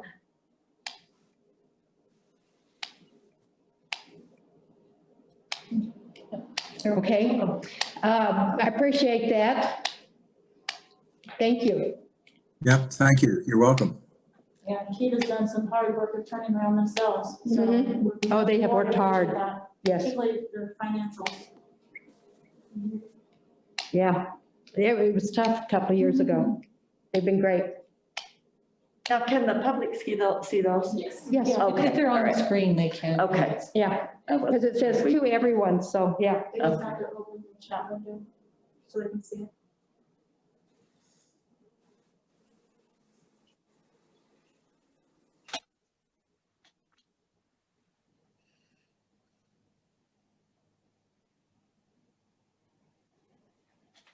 Maybe just remind them again, it's community address the board.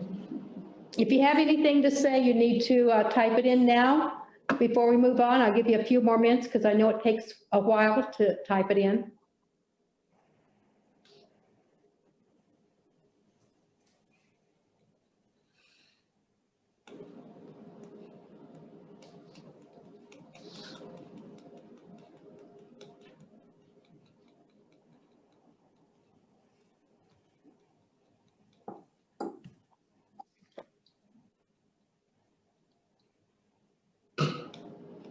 Anybody else? Stacy, do you know of anybody else? No. Okay. I want to say that this board is very excited to support our charter schools, so we will do everything we can to help them. In the stakeholder group, which one are you talking about? If you want, are you talking about the part for the superintendent search? If so, then go on the school website, look under board, and you will see my email address and let me know.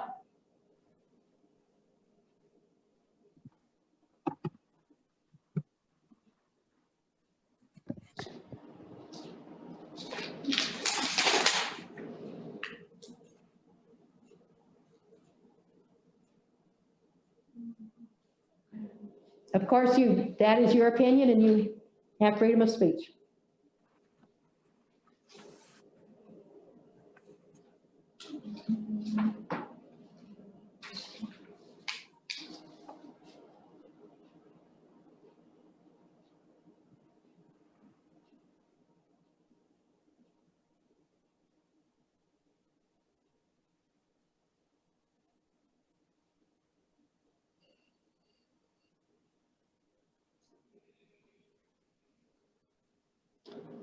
Okay, do you see anybody else that is trying to say something. There's something. District D issues. District D issues. Oh, District D is a special district. It is mandated by the federal government to have a separate district, and we will continue doing that.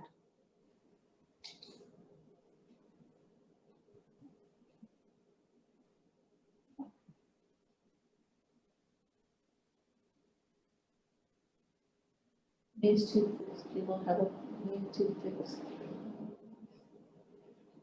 If you live in District D, you have a voice. You just need to say something.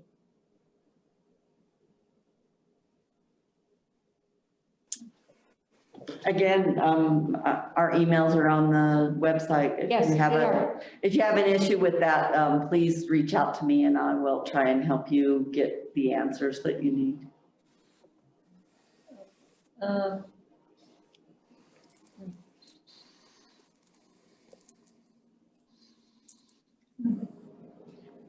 As far as District D, I do not believe that they will have a vote because it's not a District D representative. Yes, So they won't have a vote. So that's true. They will not get the vote.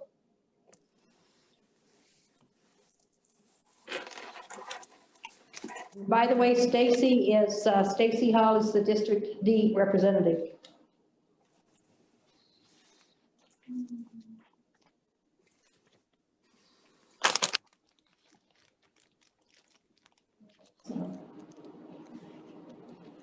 Okay, you know, I'm going to shut it down now because we're going into areas that we have nothing to do with. We cannot fix District D, and there's not any need of talking about it. So I am going to move on. Our new salary schedules, minimum wage changes, you have the information. So we've got one for custodial maintenance, plumber, electrician salary schedule. This is due to the increase, minimum wage increase. Administrative assistant schedule, paraprofessional salary schedule, transportation personnel salary schedule, food services personnel salary schedule, elementary head teacher salary schedule, and support staff substitute pay. You received that in your packet. I assume that you have looked at it. I need to hear a motion. I will move to accept the new salary schedules, the minimum wage changes as presented. Okay, motion was made by Sherry Noyes, seconded by Tammy. Discussion? Minimum wage, which really. Yeah. Nothing we can do. Yeah. You need to. And at this time, I need to abstain as a conflict of interest. Okay. Recuse of my vote as well. I'm not sure why, if it were just approving minimum wage changes, but. Well, because it includes. As long as it's a salary and you have family that will be impacted, then we have to abstain. Yeah, that's fine. It's fine with me. Okay. Thank you. Any more discussion? Call for the question. Wright, Aye. Sherry Noyes, Aye. Tammy Hooton. Aye. I have Stacy Hall as an abstain. Mhm. Jack Schoenemeyer, Aye. Lance McDaniel, Aye. and Chris has recused himself. Okay. Supplemental budget for $81,600. Jack, do you have that? Yep, I have it. This is a ESF, Elementary and Secondary School Emergency Relief Fund, 10% discretionary supplemental. Total revenues are, the source is Colorado Department of Education. Total revenues are $81,600, and it's sort of broken down as follows. Support salaries, $43,471. Support benefits, $19,200. Support purchase services, $18,929, comes to a total of $81,600.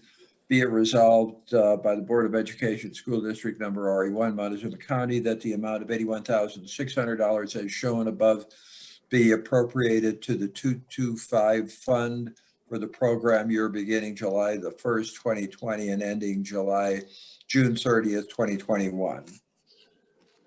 Okay, do I hear a motion?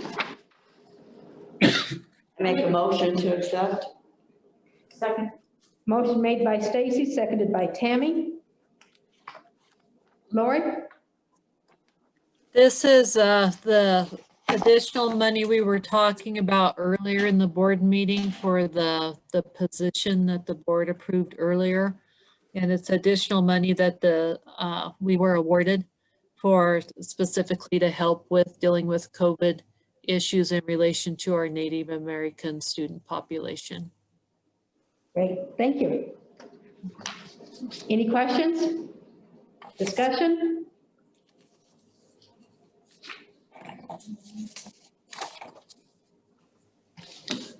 Call for the question? Sherry Wright, Aye. Sherry Noyes, Aye. Tammy Hooton, Aye. Stacy Hall, Aye. Jack Schunenmeyer, Aye. Lance McDaniel, Aye. and Chris Flaherty. Aye. Okay, our next supplemental budget is for $40,000. Okay, this is a coronavirus relief fund, safe school reopening grant, SSRG, for the amount of $40,000. Broken down as follows. Supplies, materials are $11,682.70. Well, there are three different support categories. That was one. The other is $19,129.80, $9,187.50 for the total of $40,000. Be resolved by the Board of Education, School District Number RE1 in Montezuma County, that the amount of $40,000 as shown above be appropriated to the 229 fund for the program year beginning July 1st, 2020 and ending June the 30th, 2021. Okay, do I hear a motion? So moved. Second. Motion made by Tammy, seconded by Lance. Lori? I'm going to ask either Jeanette or Kyle, do you know specifically? I'm assuming this was for supplies in addition to COVID, but I'm not completely sure. Do you? I'm unmuted. I don't know if Kyle is. I'm not quite sure, but from the sounds of it, it sounds like part of the COVID funds that we have, because I know I was talking with Angie today about some of the grants funding, and this was something that she talked about. Kyle may have more information. No, that's kind of the same that I heard. It was just additional grant funding for this specific purpose. I can find out more information, definitely, but I know as much as you do, Jeanette. Yeah, all it says in the budget section is just supplies and materials, and there's three different account numbers. Right. And it also says funding provided for the purpose of developing and implementing plans for the return to normal school operation. So right. Yeah. I'm guessing it's probably supplies like cleaning and stuff like that. That's my assumption. That's correct. I'm looking at it now. Yeah, and Angie told me That's right.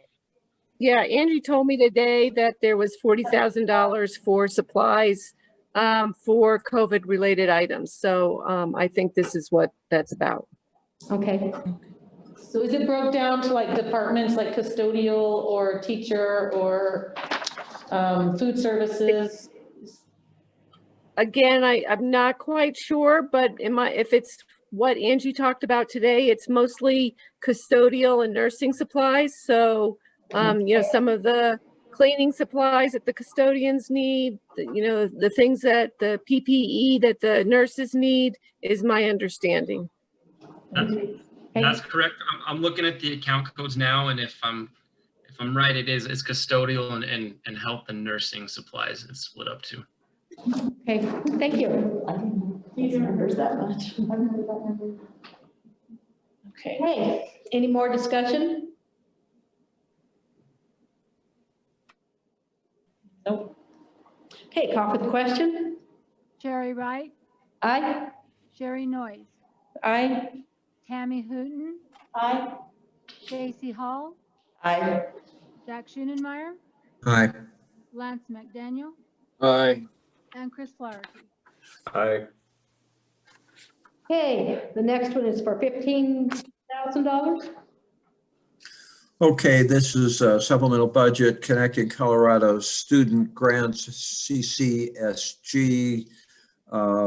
It's a connectivity grant to provide funds to supply mobile hotspots with unlimited data to districts in need in the amount of $15,000. Federal source is the Colorado Department of Education, and basically it's just all in one account labeled support purchase services.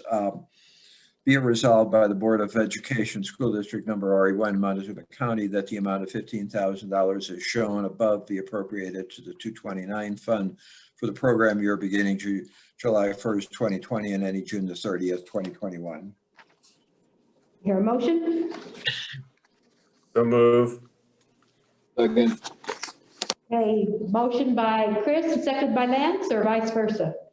No, That's correct. you're right. Okay. Correct. Yay. Okay,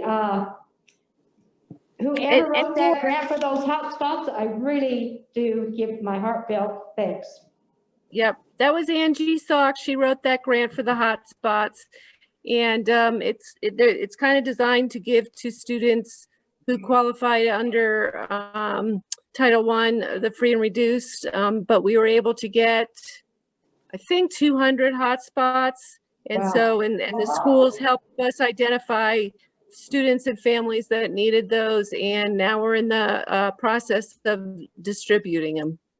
Nice. That is wonderful. Thank you, Angie. Yes. Would you please tell her thank you from the board? I will. It was great that the state, we were able to apply for this grant. We have applied for another grant that came out, and we should know by the end of this week if we were awarded a second grant. Hey. What's that pertaining to, Jeanette?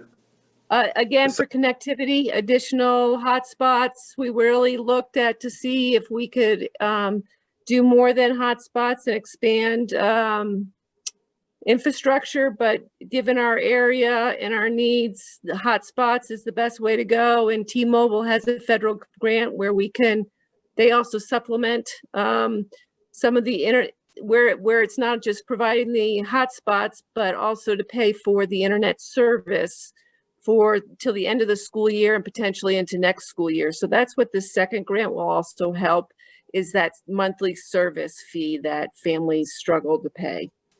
Awesome. That's great. So Jeanette, the hotspots are roughly what, $75 a piece? Is that what? Maybe Lance, I don't know the exact figure. Okay, if it was 200, I think that's what it would have been. I mean, you said 200 hotspots? Okay, thank you. I think so. And again, between the two grants, and I'm getting them merged in my head, but there was some opportunity to pay, I think with the first grant's limited monthly internet service, but the second grant would extend it to next year, because again, we don't know what next year is going to look like. Right. And they really encouraged us to do that. Right. Thank you.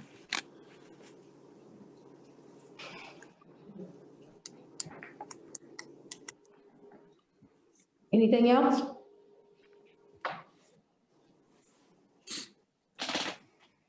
Call for the question?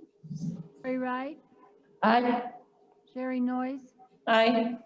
Tammy Hooton, Aye. Stacy Hall, Aye. Jack Schoenenmeyer, Aye. Lance McDaniel, Aye. and Chris Flaherty. Okay, our next supplemental budget is for $46,064. Okay, this is a school health professional grant pass-through of annual funding awarded to the Southwest Open School by the Colorado Department of Education. And let's see here.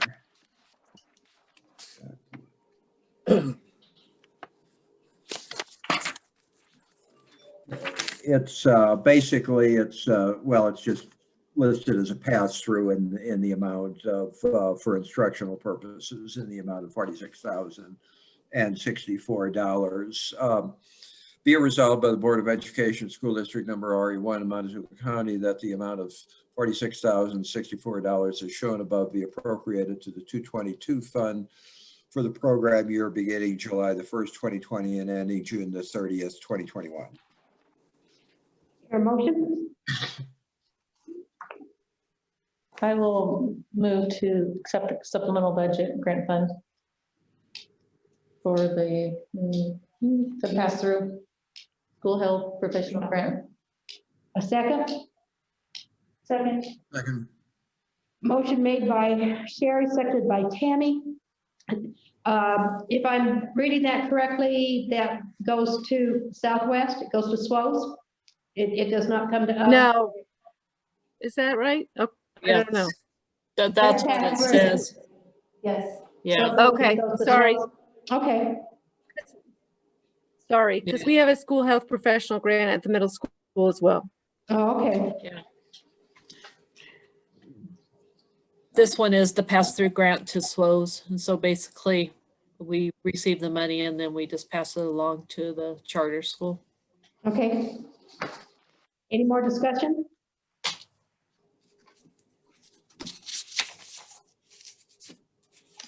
Call for the question? Ray Wright, Aye. Sherry Noyes, Aye. Tammy Hooton, Aye. Stacy Hall, Aye. Jack Schoenenmeyer, Aye. Lance McDaniel, Aye. Flaherty, Aye. Okay, our last action is policy KBA, District Title I Parent and Family Engagement. Wait, I think you still have one more. I thought there was two. She's There got was a- supplemental budget. There was two with the same amount, it looks like. Is that not? I don't have Reading that wrong? Usually 2 pages. Yeah, there was one to SWOS. That's one we just voted on. Yeah. And then. Okay, never mind. I'm sorry. Yeah, I was Okay, all right. scrolling the wrong way. Sorry. So now we're on policies KBA Districts Title I Parent and Family Engagement. Now hear a motion? So move. Second. Second. Motion made by Chris, seconded by Tammy. Is there any discussion? This is an updated Title I parent engagement policy, which we actually had revised several years ago, but it needed to be updated. So I just like to acknowledge Carol and Angie Sock who did the revision and updated it for us. Okay.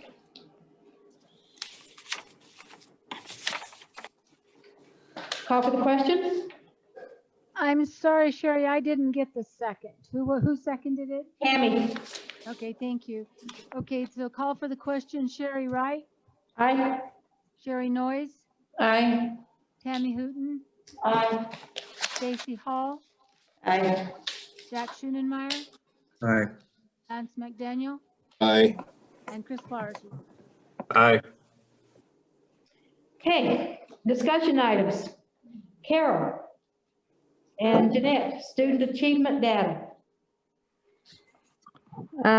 So board, I'll go ahead and share my screen and share the student achievement data.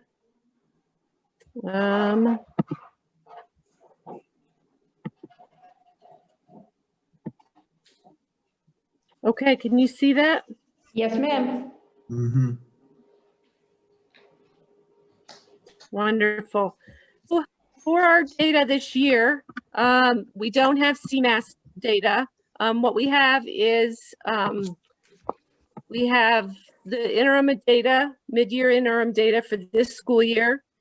We have our DIBELS data, and we have our dropout data that just came in, and our graduation data. So that's what we'll be reviewing tonight. So the first thing to review is our DIBELS data. Our DIBELS data includes our students from kindergarten through third grade. All students were tested in the district. This includes our in-person students and our online students. And we are in the process right now of doing mid-year testing on our students, and the window closes January 22nd. And then we'll have some updated data on our students. But this is where our students K through 3 came into the school year. This was done in September. And so you can see, you know, there was some learning loss potentially from last spring into the summer. But I am very hopeful that, you know, for our students that we're going to see a difference in this DIBELS data with this next round of testing and our end of year data. Again, this includes all of our students in our district K through 3.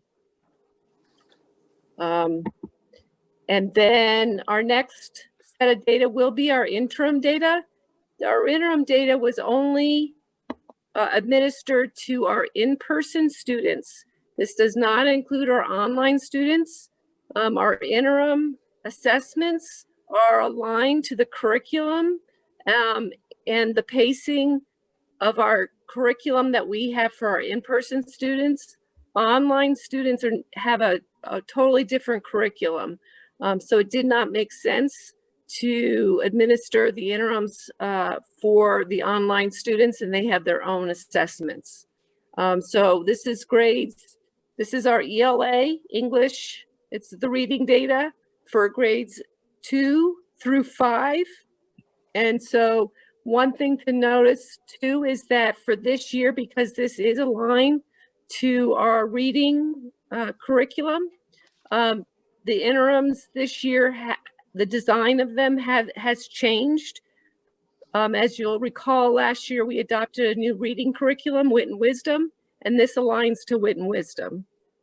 But it does look promising, and this is where our students were as of December 2020, this past December.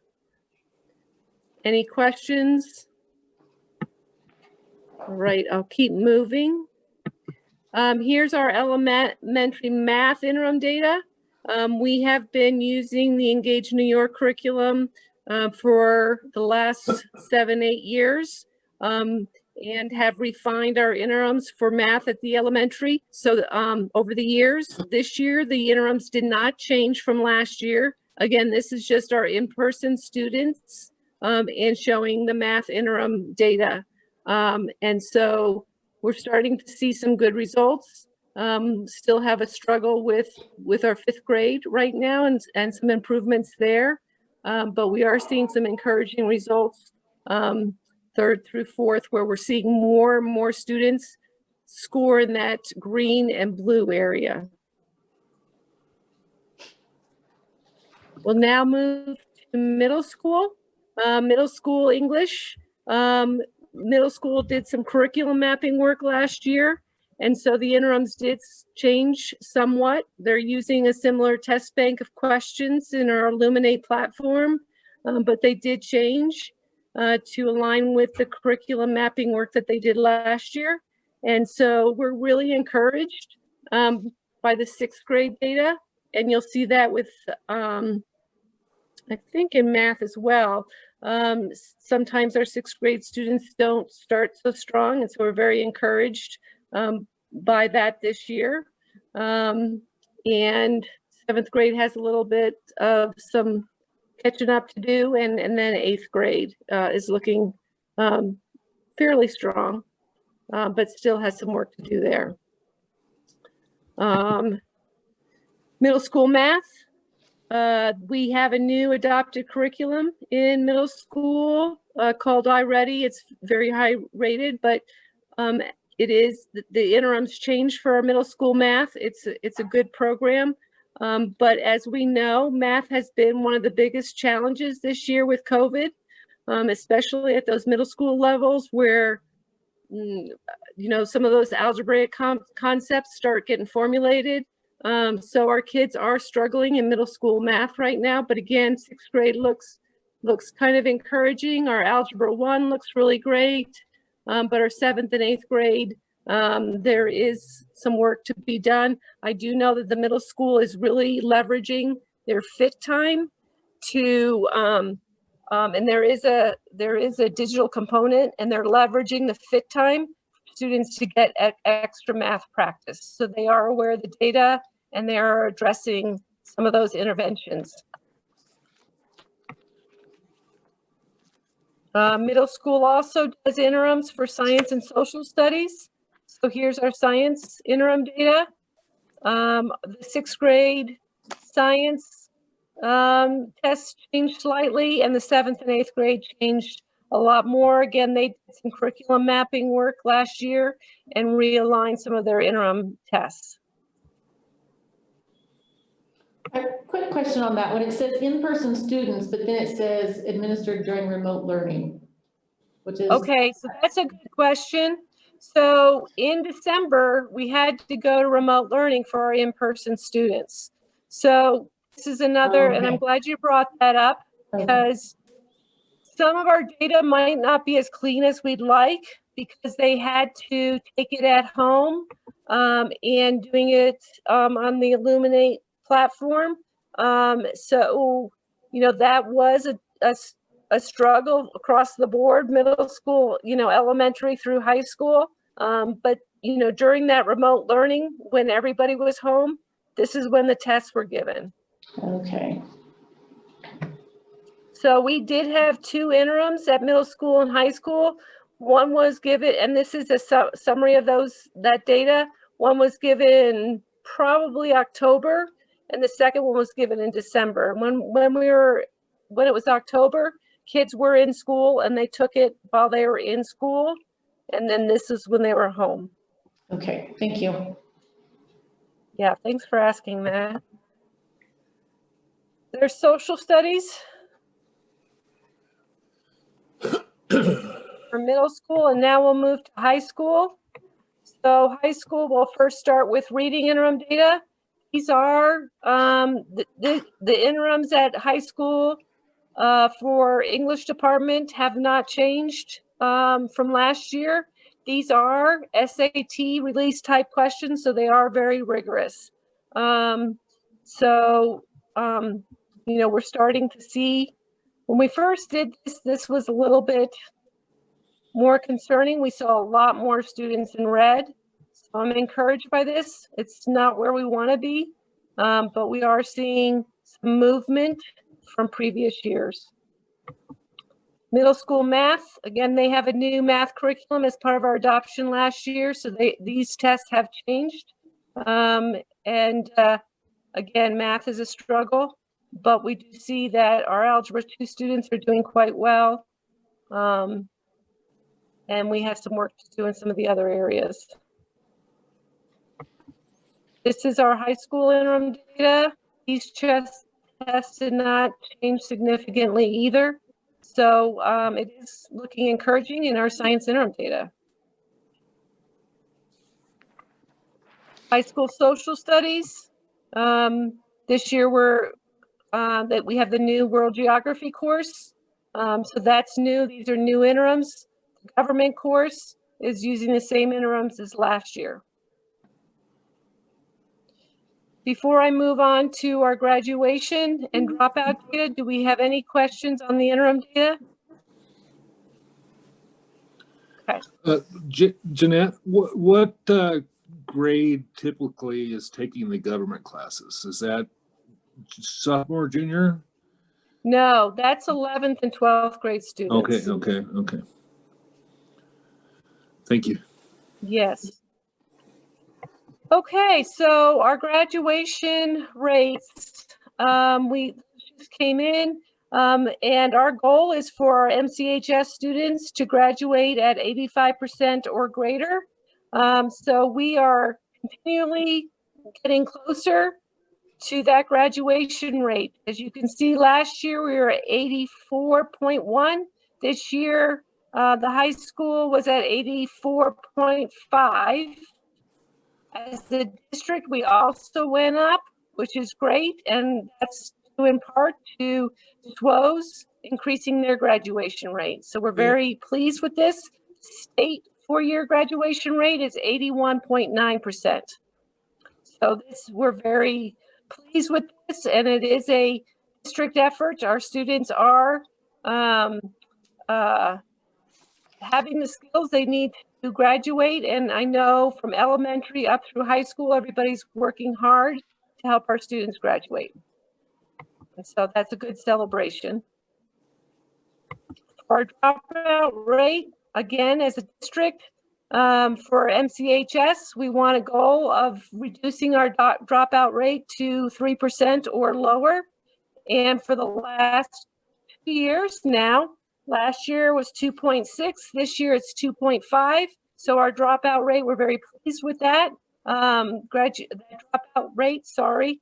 SWOs did go up a little bit in their dropout rate. And the statewide dropout rate is 1.99%.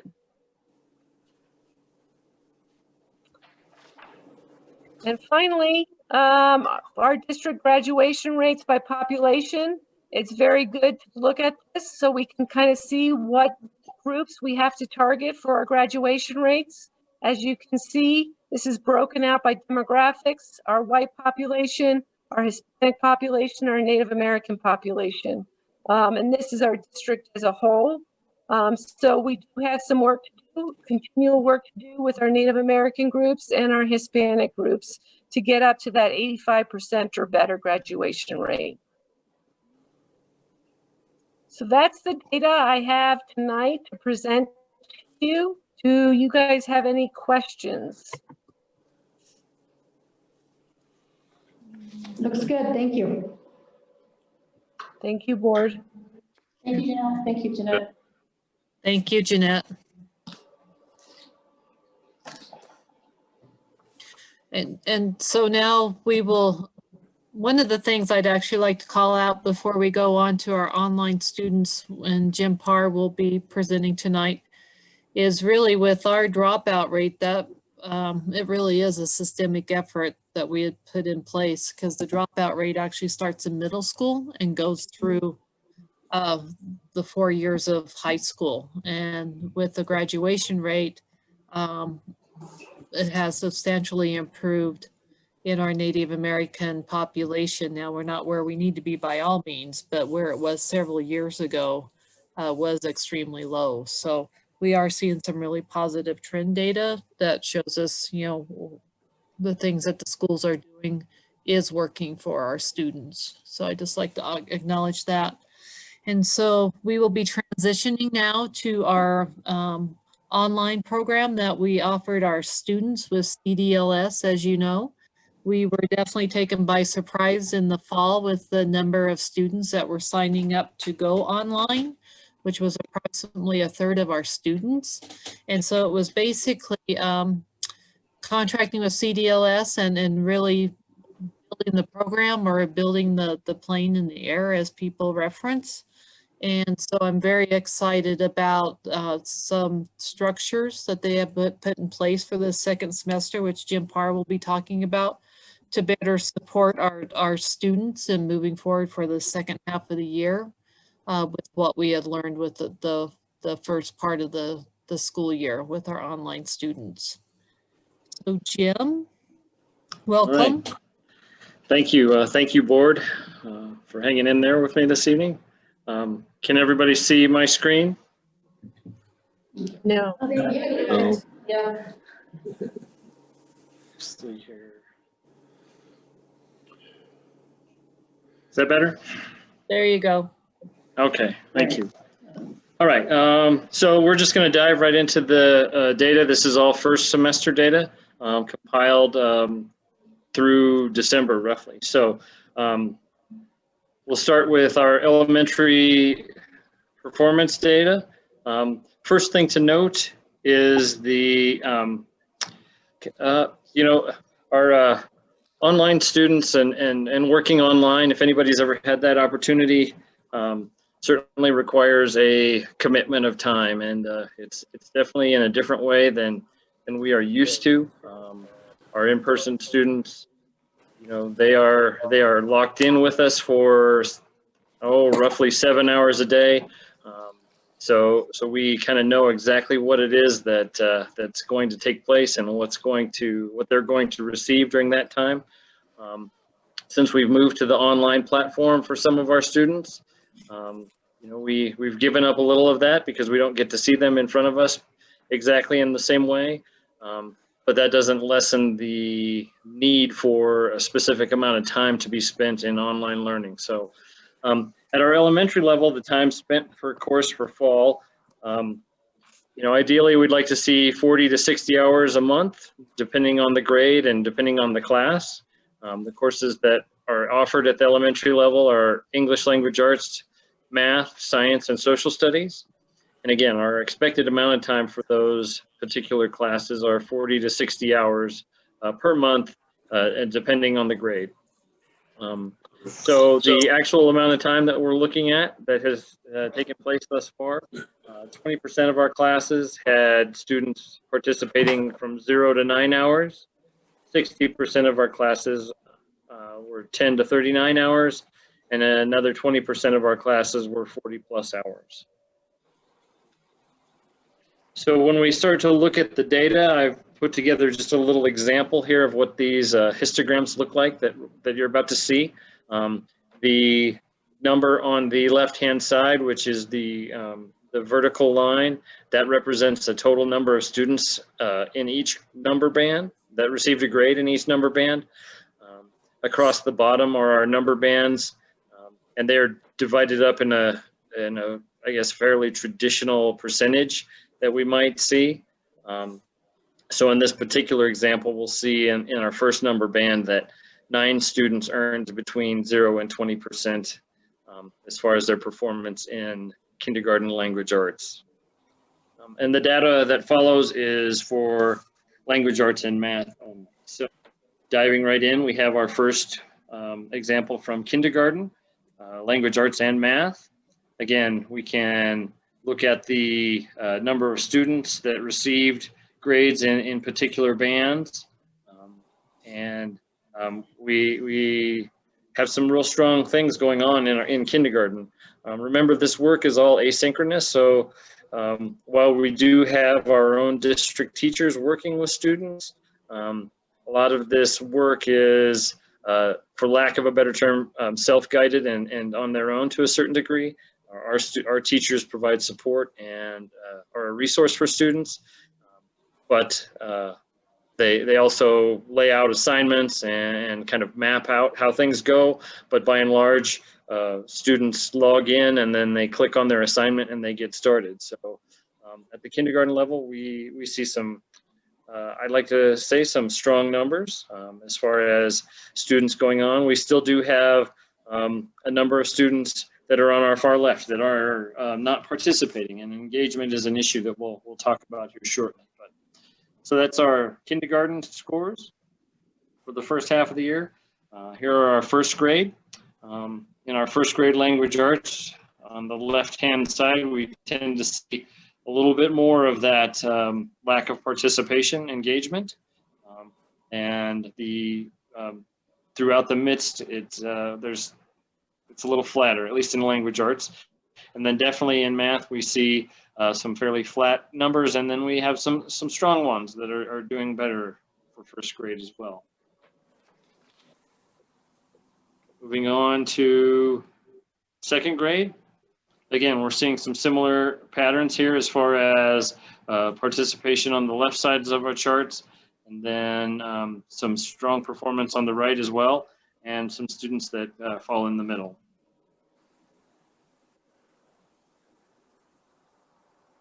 Our third grade, just one note for this third grade class, this is only representative of one of our classes. There were some technical issues with CDLS, and we weren't able to extract the data from our both of our classes. We were from one of them, so this isn't completely representative of all of third grade, but it also gives us an idea of where a group of students is performing. Again, more we see some students are in that 0 to 19% range, and again, highlighting the potential issues we have with engagement.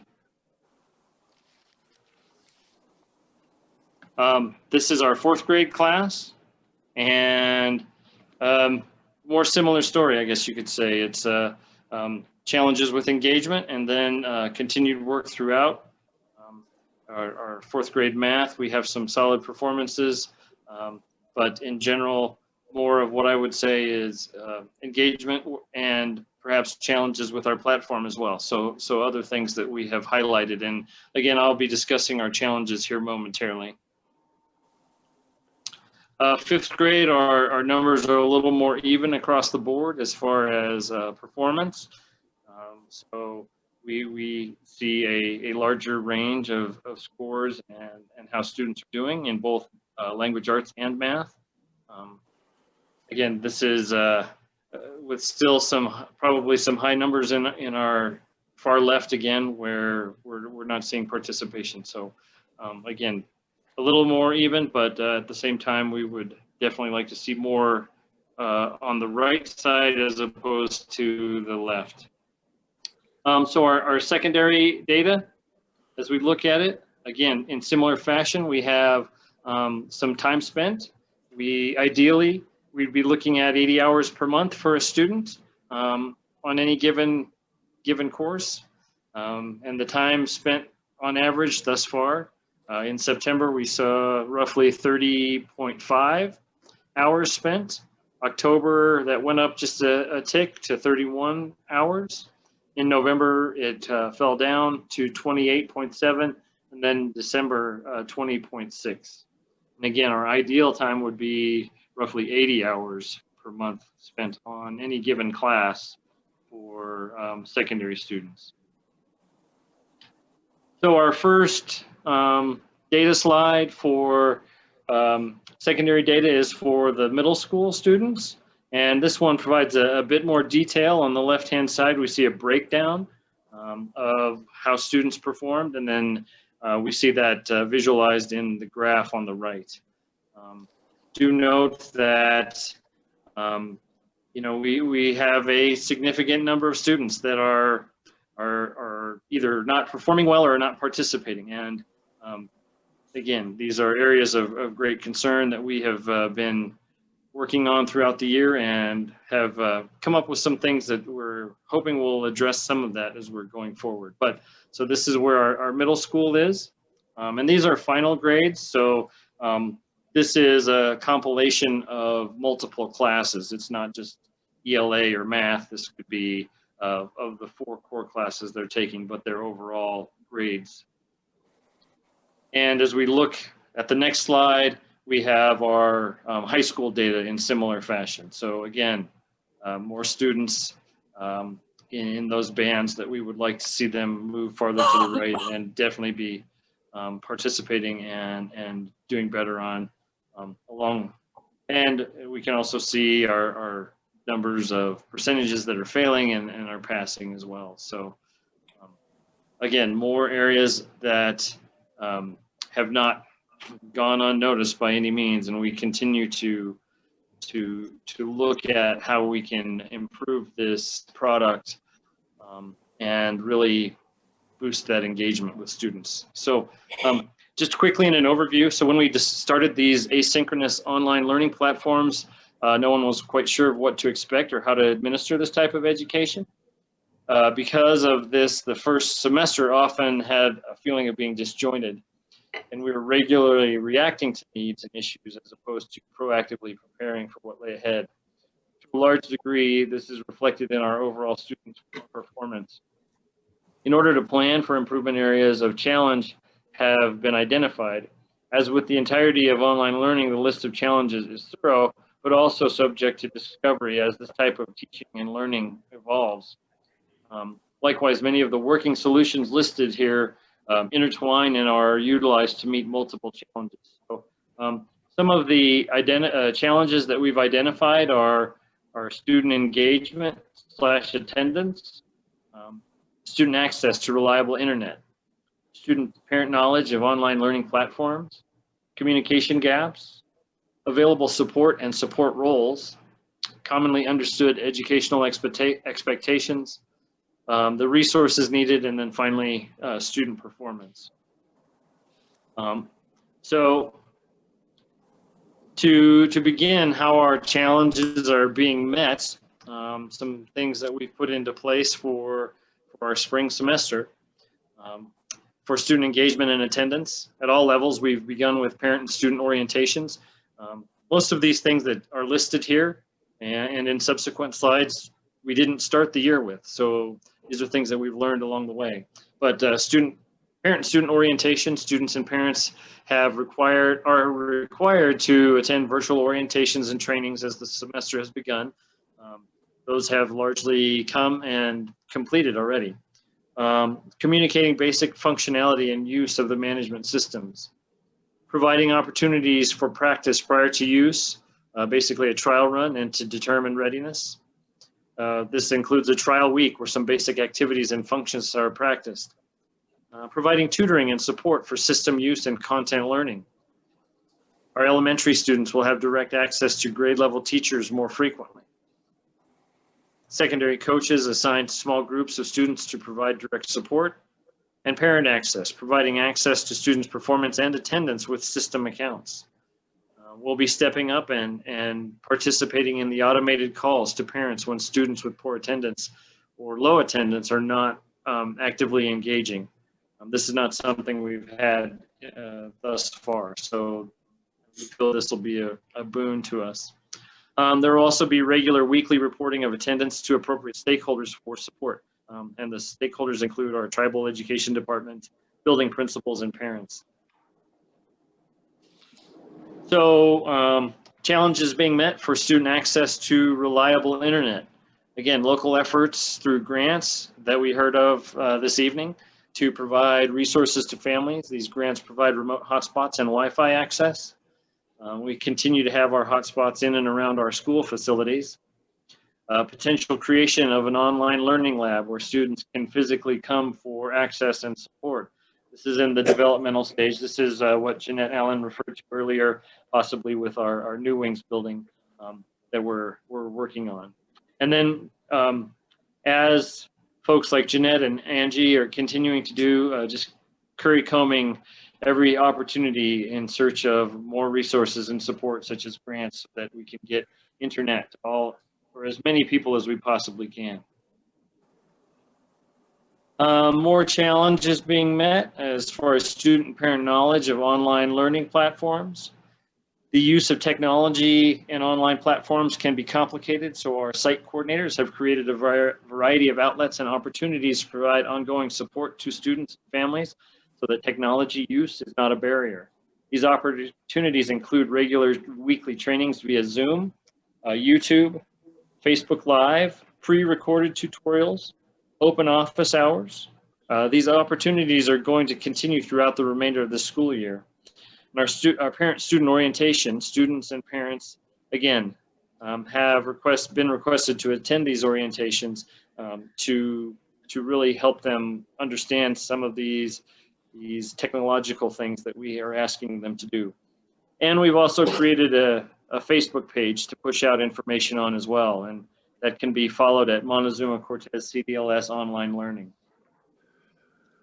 Additionally, more challenges that we're working on are our communication gaps. It can be challenging for in-person learning, let alone when physical connection has been taken away. So we have begun by streamlining our secondary cohorts and coaches. We'll have one local coach will be assigned to 10 or 15 students. Each coach will communicate with each student on a weekly basis.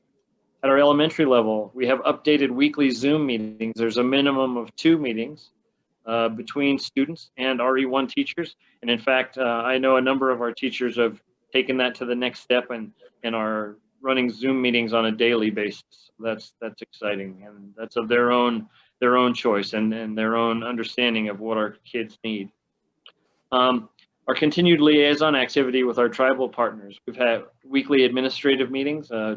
Lori referred to earlier in the evening are being invited to speak on Channel 99. That was one of those meetings, as well as we just have regularly scheduled meetings to where we're speaking with the education department in Toyoak, along with members of the council, and really working so that we're all on the same page to provide what we can for our students. We have weekly data reporting, performance and attendance provided to administration, building principals, and community partners.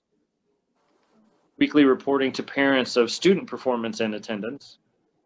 Weekly opportunities established for parents, coaches, or teachers, site coordinator meetings via Zoom, email, or phone. And increased outlets for sharing this information. Again, Zoom, Facebook, email, phone, Channel 99, and occasional home visits as necessary.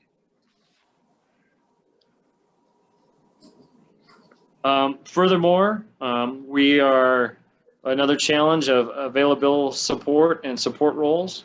Again, streamlining our secondary cohort so that one local coach will be assigned to 10 to 15 students. This reduces our ratios significantly so that there's a more personal touch and students are more closely aligned with the school district. We also, again, will have more frequent in-person Zoom elementary classes where our teachers and kids are working directly together. As discussed earlier, there's also a new Native American support position identified through title funds that you guys have graciously approved this evening. We also continue with a partnership with Fort Lewis College, where student teachers are providing support in various arenas while they are earning their practicum hours. This is set to re-begin at the beginning of February. There's also a tribal grant that's currently underway that aligns tribal citizens as family navigators and provides support directly to families for not just school per se, but a number of things, but we certainly will be incorporating education in that as well. And this again provides the navigators who are tribal citizens to work directly with students and families in Toyoak. And then just overall improve communication efforts with all stakeholders. More challenges, again, we're working on. Commonly understood educational expectations. What we've done is we've created student handbooks, and this provides guidelines and expectations for students, grading, necessary time spent, attendance, etc., so they know exactly what's expected. Elementary teachers, again, are reestablishing class requirements and regular weekly meetings with students. Again, more face-to-face opportunities. It seems to be a common theme where we're trying to break down those barriers that the online world has kind of thrust out there and really get our staff face-to-face with these kids, even though they're not necessarily in the same room. Again, at our secondary level, we're working with smaller coach and student groups that communication and that personal touch is there. Likewise, again, more student and parent orientation, where parents have been requested to attend these orientations to get this second semester started in a positive way. And parent access. Parents now have online access to student work and activity, grades, progress, attendance, etc., via parent guardian accounts. So they should be able to get in and look exactly at where their students are. Resources needed, as can be imagined, starting online learning, there has been a scrambling or reactive approach to figuring out what is needed to make this work more successful. The first semester highlighted the need for many things that are now being instituted in our second semester. One of these is paper resources for our primary grades.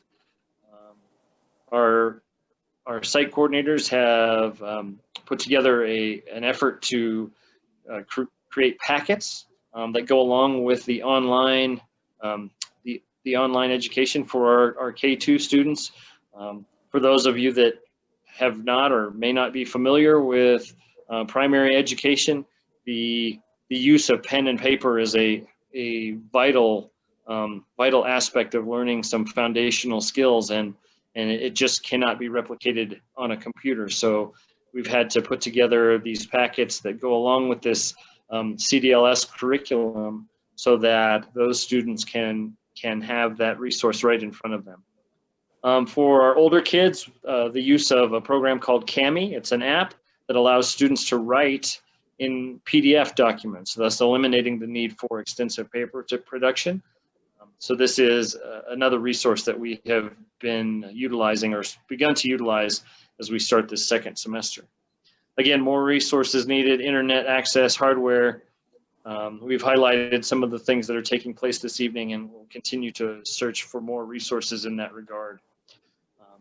More resources to talk about human capital and the more efficient use of our personnel. Our site coordinators have reorganized their roles to be more efficient. We've divided it so that we have one site coordinator that is dedicated to our secondary students and working with the coaches at the secondary levels. And then our other site coordinator is dedicated to our elementary students, and in addition to working directly with our tribe. So, so they have streamlined their work. They saw a need and made it more usable and it makes more sense for them to tackle this work in this way.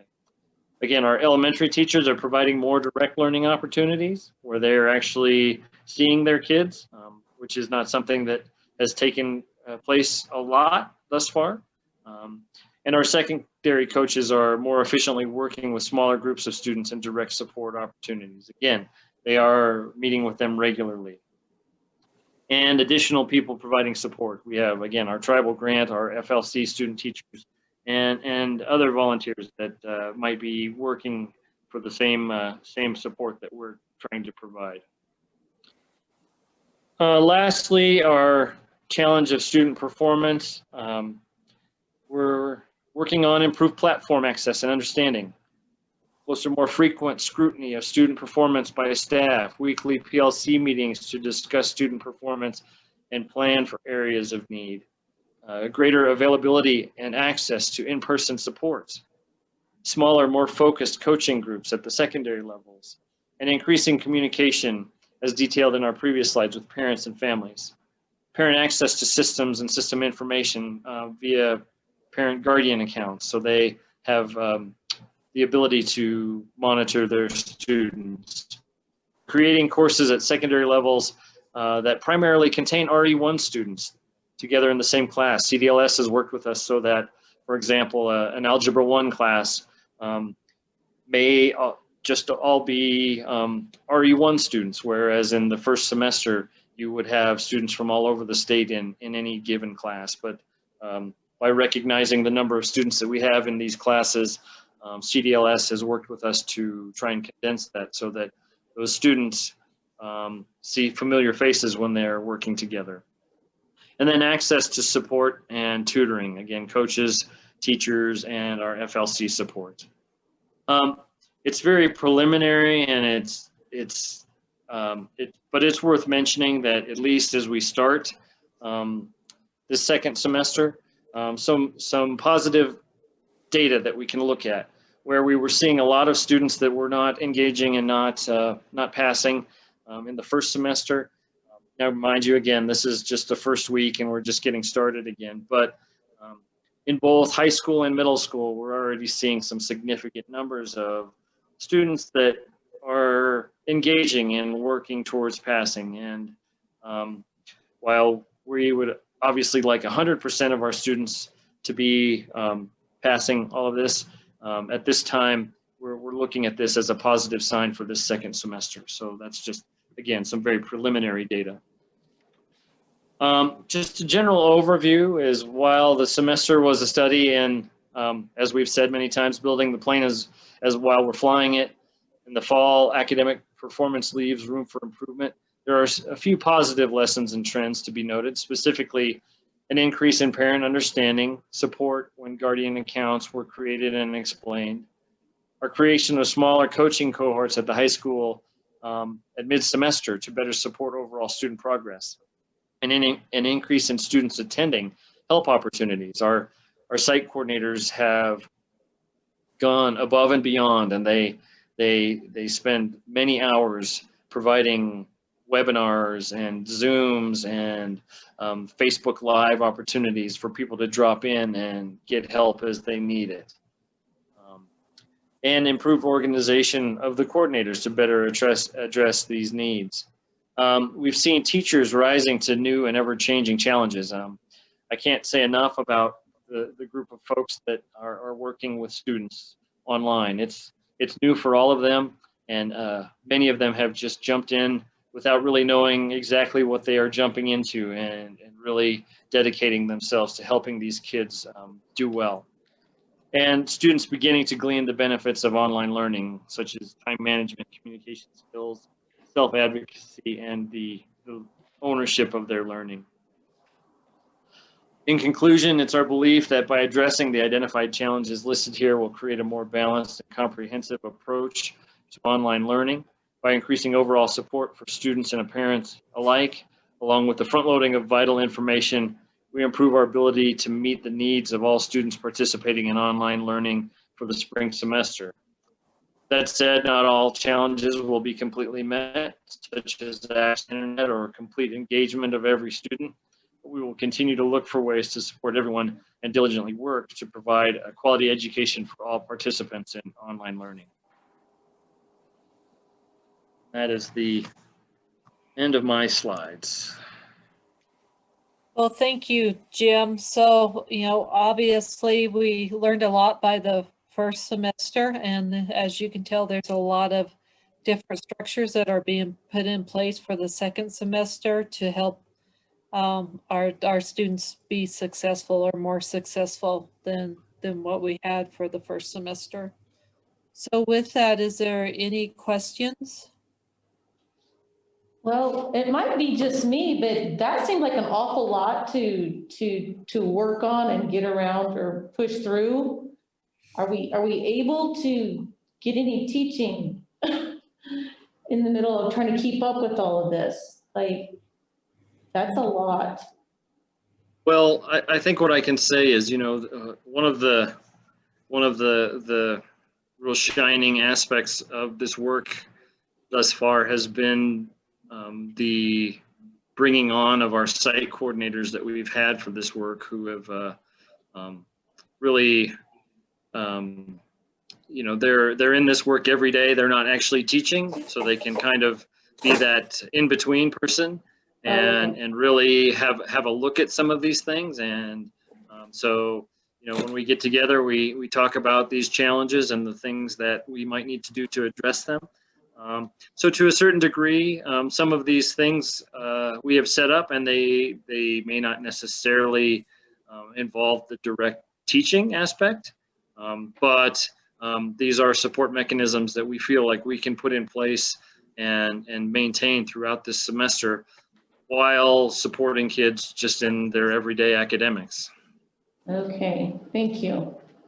Jim, I have a question.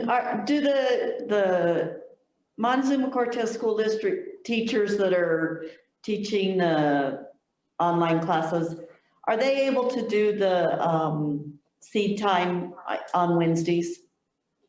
Yes. Okay. Our at the elementary level, we have dedicated teachers that support our students because of how the attendance is, or how the enrollment has shaken out. We were able to assign basically 2 teachers per grade level. So we have our own teachers working there. They again, it's asynchronous, so they don't deliver the content, but they support it and they map it out. But they are also, on Wednesdays, they continue to have PLCs, and our elementary site coordinator is usually leading those. At the secondary levels, it's a little more, I don't want to say, it's just a little more spread out because our coaches that are working at secondary levels still actually have in-person responsibilities as well. But they are also spending time looking at data and really trying to, isolate areas of need and provide support. Okay, thanks, Jim. Yep. Do you see this going next year? And if so, is our platform laid to where we can move forward quickly instead of having the semester lag time? Well, that's the $1 million question about next year, right? I have, I've been in this business for 20 years, and I certainly know the value of having our kids in person, and certainly really relish that because that's where I think a lot of wonderful things happen. As far as, going into next year, it's difficult to say. This is very, as you guys know, very virus-based. So the virus dictates kind of how people feel about being in person. And if it continues with where we're at, then I suspect we will see this. I would like to think that we have spent a lot of time learning some lessons here and know exactly what we need to do to get this kicked off in a robust way in the fall, so that we don't have gaps. It certainly has been eye-opening in a lot of ways, but I feel so much better about where we are right now as opposed to where we are or where we were when we were starting this in September. I feel like we have a stronger grasp of everything, and whether we use CDLS or something else, I feel like we'll be in a better position to support our kids and provide them the best opportunity available. Mr. Parr, do you feel like that pretty much all of your team has the support that they need to function? I don't know, I guess, are we able to provide them with adequate support, or are we in need of some more support? Well, I feel like, for one, a lot of this, particularly as we got started, is we didn't know what we didn't know, really. We had a few people that had some experience with some online teaching. We didn't know how many kids were going to participate. So at the beginning, that left us scrambling a bit. But as we moved into our second semester now, the support has really been, I think, pretty outstanding, to be perfectly honest. At the district level, our everything that we have really needed has been made available. And again, we continue to work to find things there. Because of the uniqueness of this year, there are grant opportunities out there, and we have Jeanette and Angie and Jan really looking into these things and digging for things that might help us. Most specifically the internet access.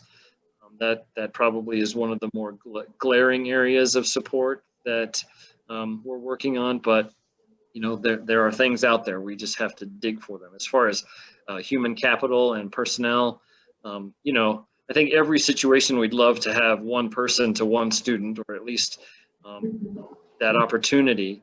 I do think that we have worked diligently to find those resources out there, by utilizing Fort Lewis students as potential tutors or academic support. I feel like that's an untapped resource that we're working on. Some of these other grants that highlight the use of local resources to help students. So I don't think we could ever truly have enough support, but I think what we're doing for at this moment is providing absolutely everything that we can, and I think that it's moving in a positive direction.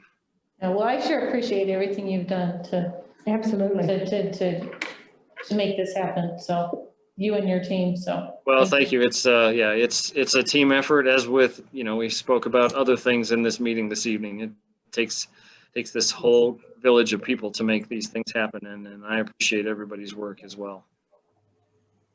So Jim, do you see a direct correlation in participation with internet access, or is there a percentage difference where we know that some of these children have that access and yet aren't participating? Because after all, this is a voluntary school. These families sign their children up for this, knowing going into it that they were going to need access. So that's kind of something that has me puzzled with that. Well, and I don't know that there's a specific answer to that question, Chris, just because you know, some of it is puzzling. We're dealing with a number of students that, you know, their families have requested to be online, but their participation is low, if not minimal. In some cases, through outreach, we can determine if they do or don't have internet. We have had, I will say, we have had a number, and I don't have a specific number for you, but we've had a number of people that at the outbreak, well, I guess I shouldn't say outbreak, but at the beginning of our school year, largely due to COVID concerns, volunteered for internet or for online school without necessarily having the proper access. Now we had, you know, we had done a number of things to try and ensure that everyone had access by providing, you know, documentations and requirements for what it would take to be online. But whether that was understood fully or not, we still had people that did not have access, other than probably to say cell phone access. I think we ran into a lot of people that had cell phone access thinking that that constituted internet access, and you know, you can't do schoolwork on a phone. I'm sorry, not in the way that this needs to be done. So I think there's some of those things, but you know, this additional resource where we're seeing some hotspots, I'm curious to see how that improves what we've been dealing with as far as engagement. And, you know, we can continue to hope that people will see the value and own some of their own education in this regard as well. Right. Yeah, and I honestly, I like the changes that you guys have made to it to try to remediate some of the issues, like the Guardian portals and stuff. And I think that might be something that's worth looking at, to have reminders sent to them to, like, make it a requirement that they actually log in or acknowledge that they have reviewed where their student is. So there's no, well, I didn't know this, and I wasn't aware of that. Yeah. Plausible deniability, right? So yeah, we are definitely working towards that, but that's a great suggestion, where we would have you know, some requirements as far as, you know, weekly monitoring of students. I mean, we're going to do what we can as far as providing that data, but really having families and parents log in to the system and actively participate as well is a big goal as well. Thank you. Okay, any other questions for Jim? As you can tell, there's a very strong strategy for the second semester.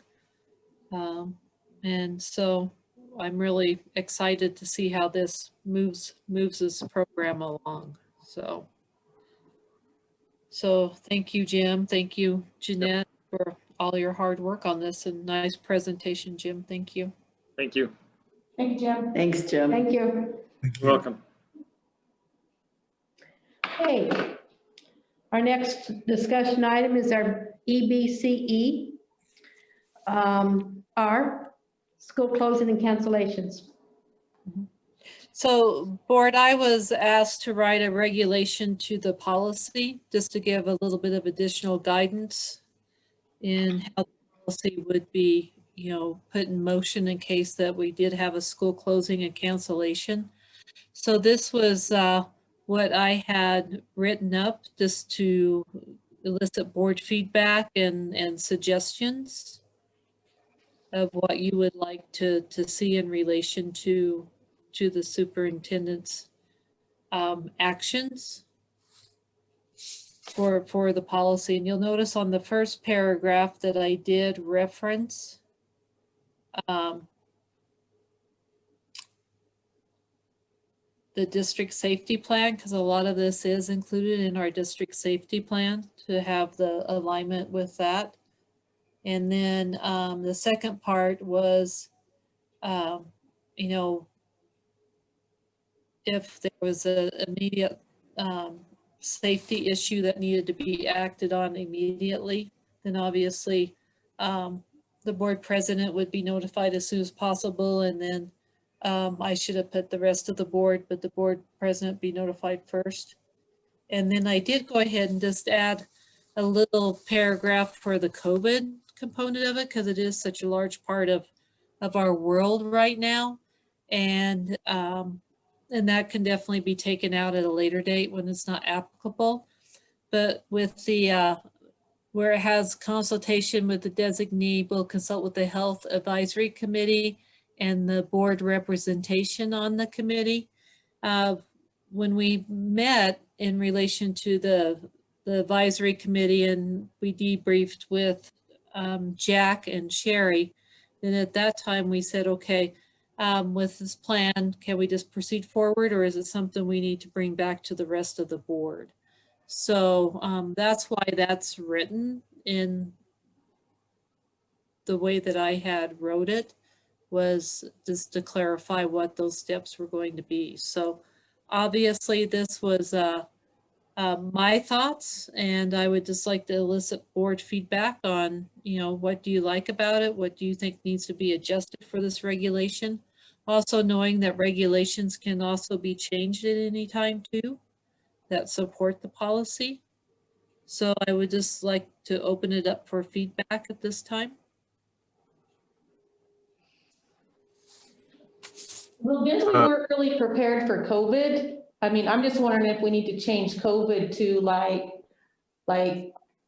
to include pandemic, any kind of, because if it just says COVID, I mean, we have something else comes up that causes a big nationwide disruption in the school. Like safety, public health, safety, something like that. Okay. Something with public health. Safety of the public health. Public health, would you say it's a crisis or not? Well, we need to put something in there like that, like a pandemic or a crisis or pandemic. Public health emergency. Okay. That's a good suggestion. Any other suggestions?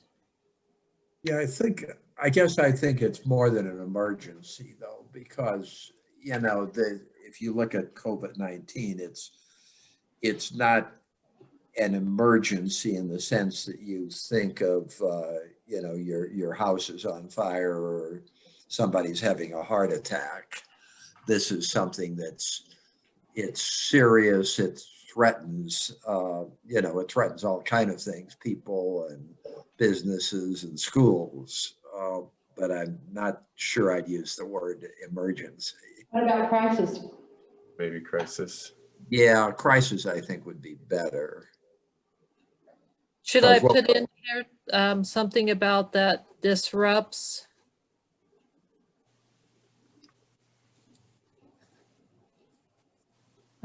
Disrupts in-person learning? Disrupts like Yeah. hospitals or Because a lot, yeah. So maybe if we can just give you time to kind of think on it instead of just come up with something right now. But you kind of Yeah. see where we're going with it, like if you can come up with something. So I'll rework this and then just bring it back in the board pack. Sure. And me, the board president, if school's being closed due to hazardous weather or other emergencies that threaten things, I think just notifying the board president is sufficient.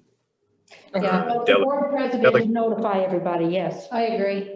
Got other things to do. So, Okay, thank you. All right, I will rework it and then bring it back to the board. Thank you. thank you. Thank you. Okay, sick leave policy update.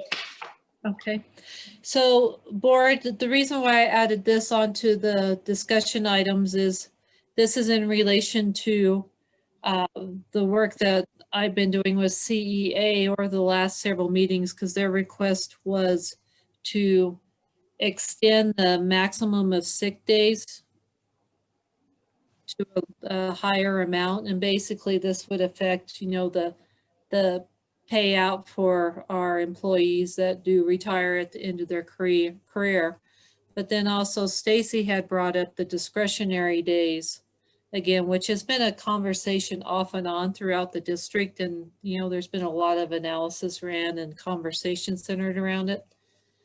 So what we had done was just kind of taken those two requests and basically with the sick leave, we would go down to eight sick days, take the remaining 2 days, because everyone gets 10 days a year, take 2 days, create those as discretionary days, and then take the 2 personal days that certified staff gets and convert them over to discretionary days.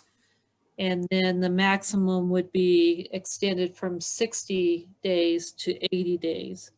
And this is something that I had presented at the CEA meeting this last week and elicited feedback from them. And they thought that was very reasonable and definitely a step in the right direction. And I had met with Carol and Kyle on it also. So what I need from the board is this something you'd be interested in entertaining? And if it is, what information can we bring before the board at the next board meeting for the board to look at for consideration before this would even come to a first reading? There's a lot of changes in here. And some of those changes are CASB changes. Right. Yeah. And most of those changes that are CASB changes are statutory changes. Right. From the most recent law that was passed. Right. So I can see doing the 4 discretionary days and stuff. I'm having a hard time getting over the 80 days accrued. So that's given me heartburn because of our finances.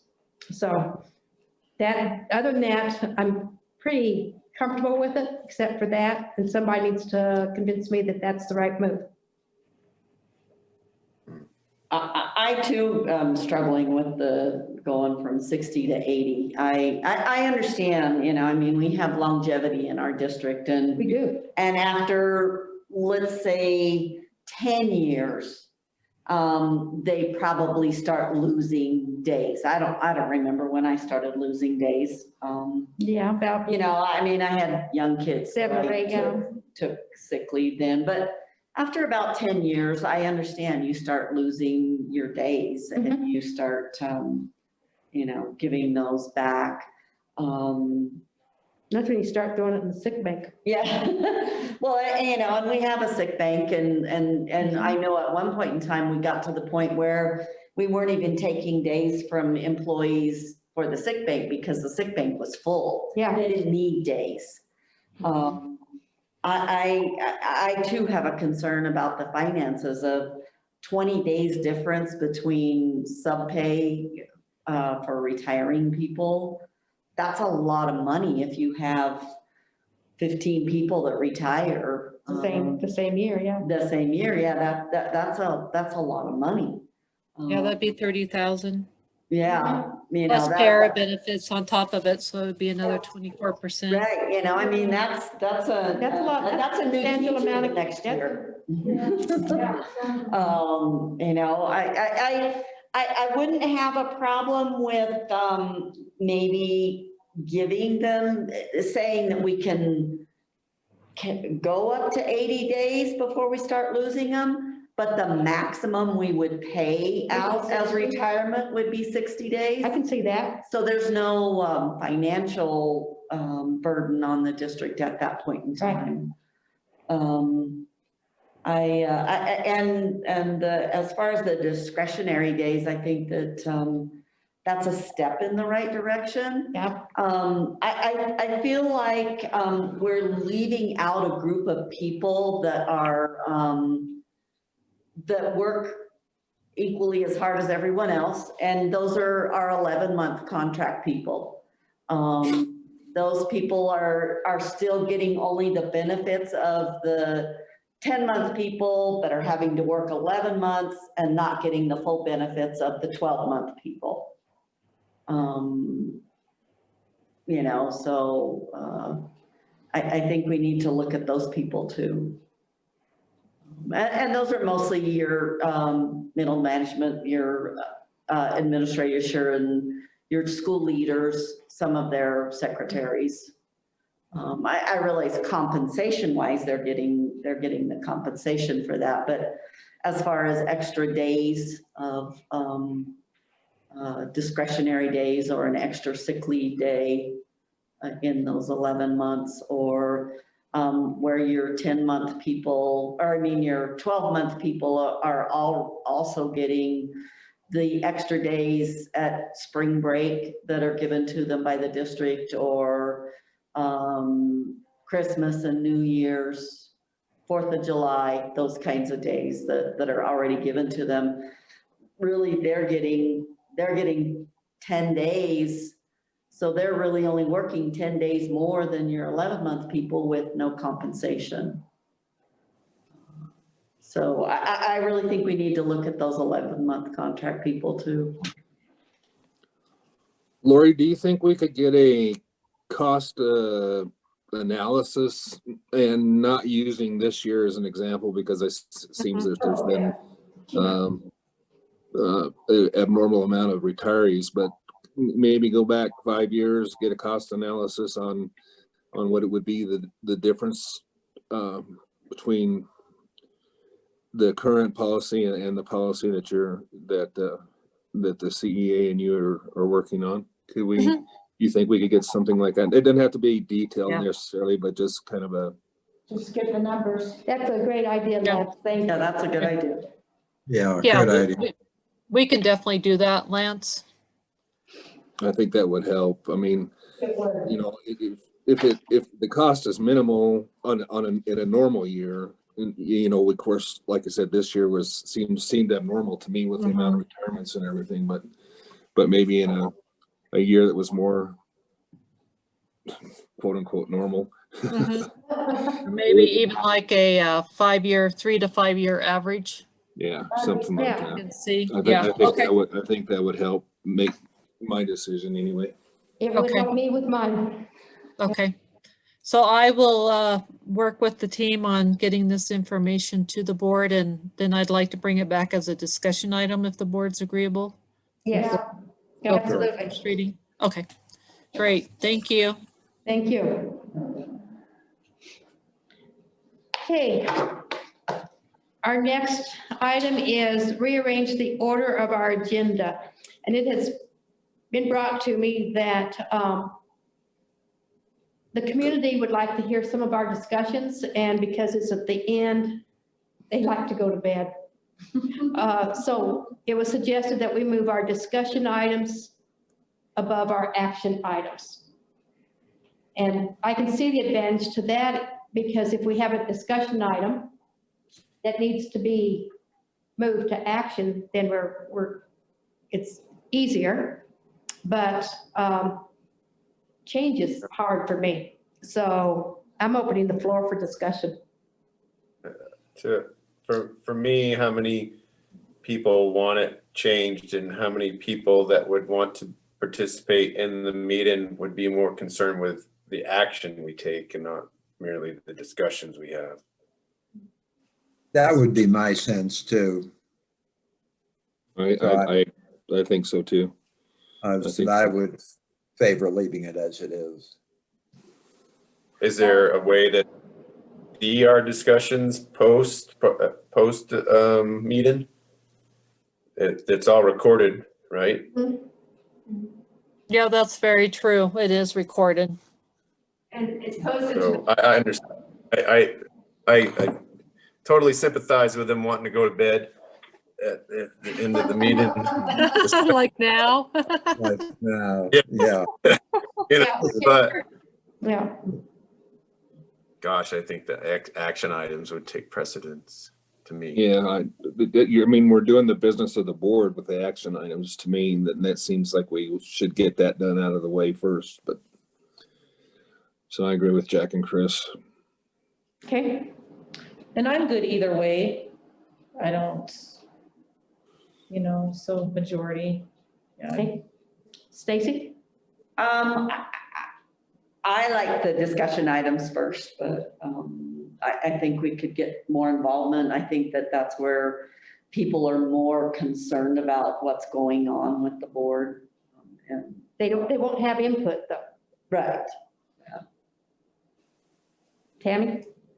I like to keep it the way it is, just because action items is of what the board's about. Discussion can be for future or coming on other items. In regards to our board meetings being recorded and archived out on the website, unfortunately, we only keep 1 month's archived out there. There's not the whole slew of even if a board member wants to go back to a May meeting, it's not archived on our website. So in the argument, not argument, but the discussion of that a community member and or board member can go back to, we can't go back to November's reporting. It's not on the website. It only goes for December. Well, so once this comes out, and I've researched that because I've had many community members ask me, how do I get on the Zoom link? How can I find the recordings? And like I said earlier in the board meeting, it takes 7 steps for a community member to go on our district website to find. So that's just a moot point. But if we're going to put it out there, because we do record our meetings, they need to be more easily accessible. But as to regards to the agenda, I like to keep it the way it is. And I might throw in there too, that we don't approve the board minutes until the following meeting, so they're not posted on our website until 2 months. Right. January, there's a discussion item, they're not able to read up on that discussion item until, over a month down the road. It'll be past our board meeting. Yeah, what we're discussing tonight will be posted after our board meeting in February. Right. That's good points. I think what Tammy brought up, maybe we should have ITs look into getting some type of cloud server for us for archiving. I mean, it's pretty, yeah. It's on storage. I mean, I don't see why you wouldn't be able to archive it. We can check on this and then include it in our board packet for the next board meeting. Okay, sounds good. Archiving of the recordings. So. I mean, depending on the kind of Zoom you have, but you can do that. I mean, I do this for the League of Women Voters, and we've had meetings that have gone probably an hour and a half, and they'll keep them on the website for, well, you can delete them anytime, but I think they'll stay there for at least a year. Good to know. And I think we only keep the recordings for so many months before they're, Probably 90 days if I was guessing. I think 3 months, yeah. I don't know. That was just a guess. My brain is shot because it's 10:30, but I think we have a YouTube page with every single one we have ever recorded. So all we need to do is just put that on our website so that they know. The link to the link to the YouTube. I have links on the webpage, because I think we have somebody else who helps us with that. But I do know that, like, if you went to YouTube and searched Montezuma-Cortez School District Board meetings, you would find every single one we've ever recorded. That's good knowledge. Yeah, to know. communicate. Okay. So just listening to everybody, I would say that the board really is leaning towards just leaving the agenda the way it is. Is that correct? Yeah. Okay. All right. The next thing is sports on fans' participation. And we were told that there could not be anybody watching the games, but it was being televised. Is that correct? Right, the Intermountain League had collectively agreed not to have participants with the guidelines under the county dashboards and the number of participants that schools can have in and starting up the sports.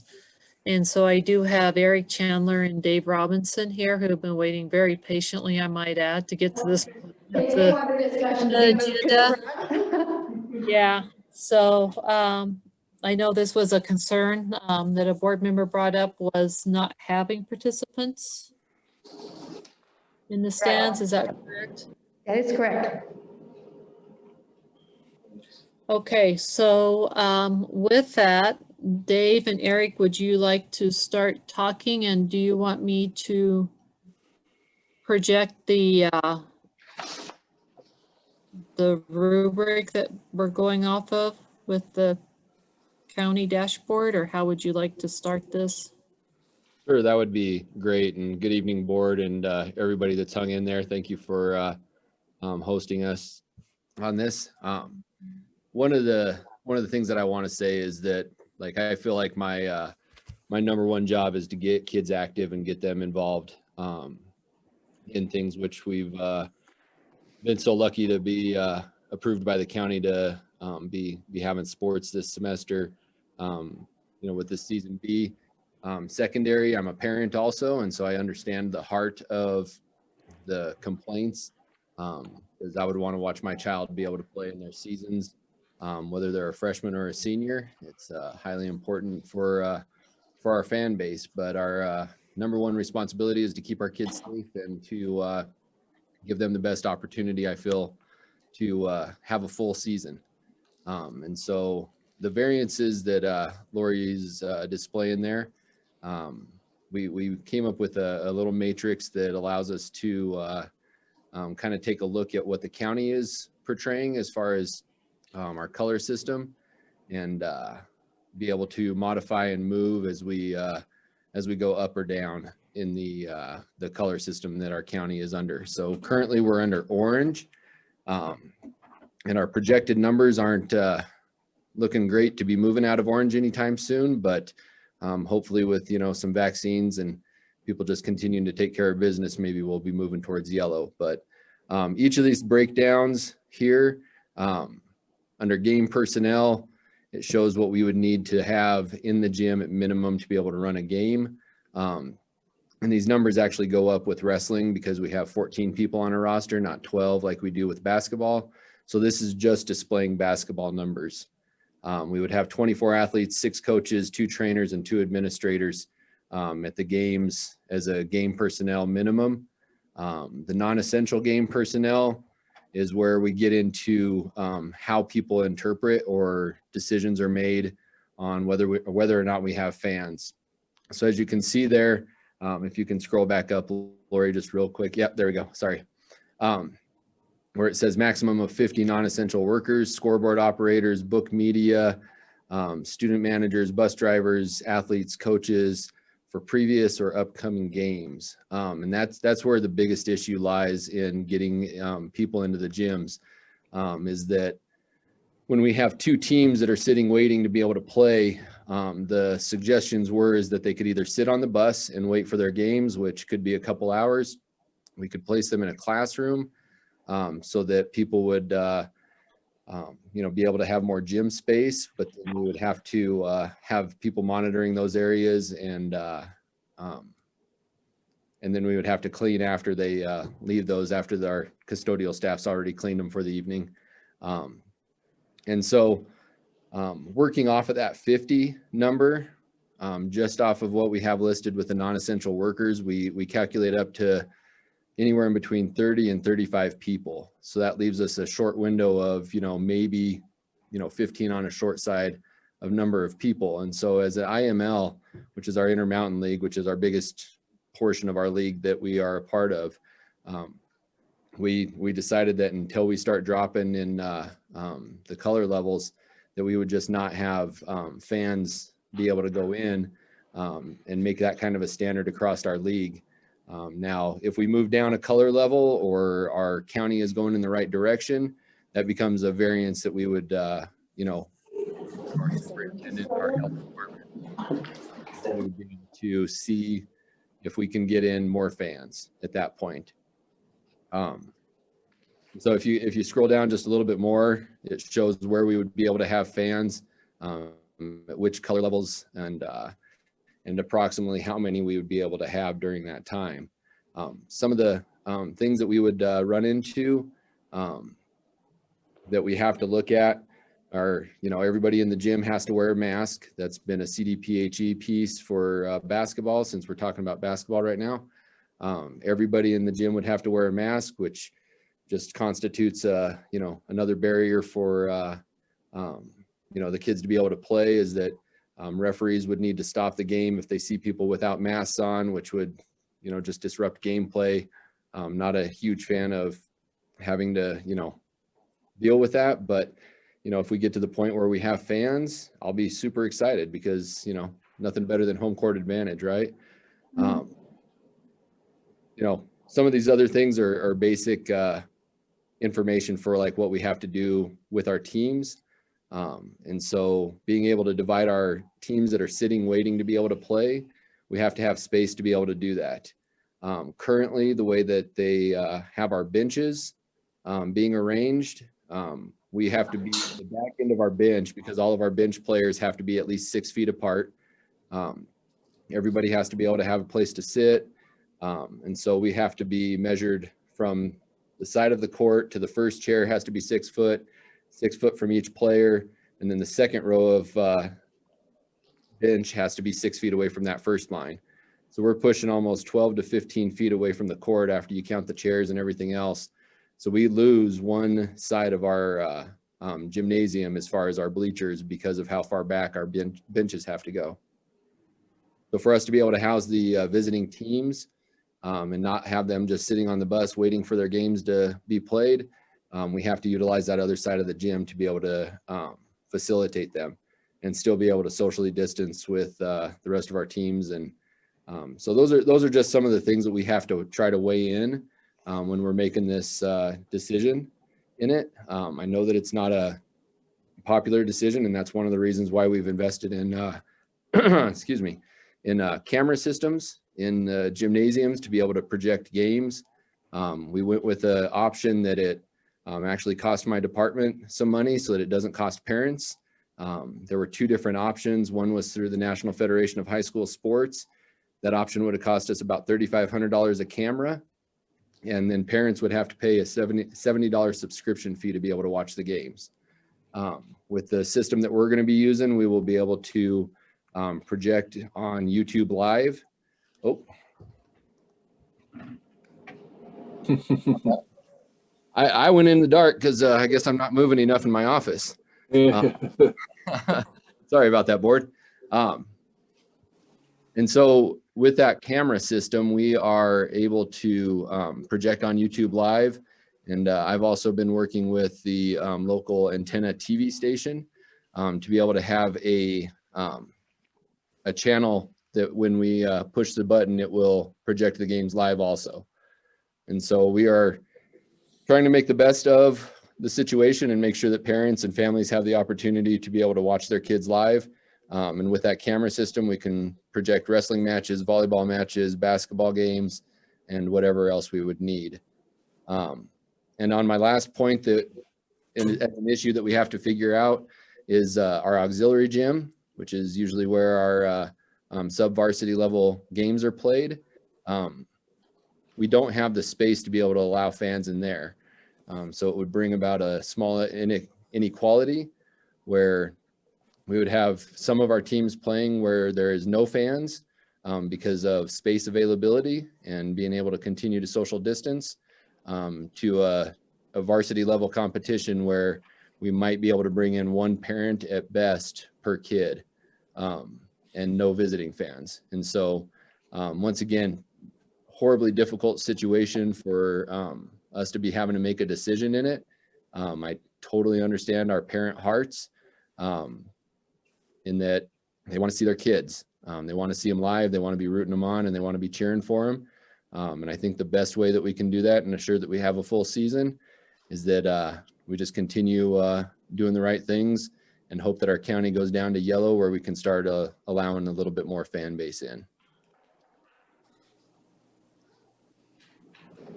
Any questions? What I like about this is it really just measures where we are as a community and as a county. If, you know, the risk level goes down, then obviously, you know, we have more flexibility of what we, in the context of it. Okay, so that's what I'm the one that asked for this because I've had multiple parents come to me about it. I understand why they're coming to me.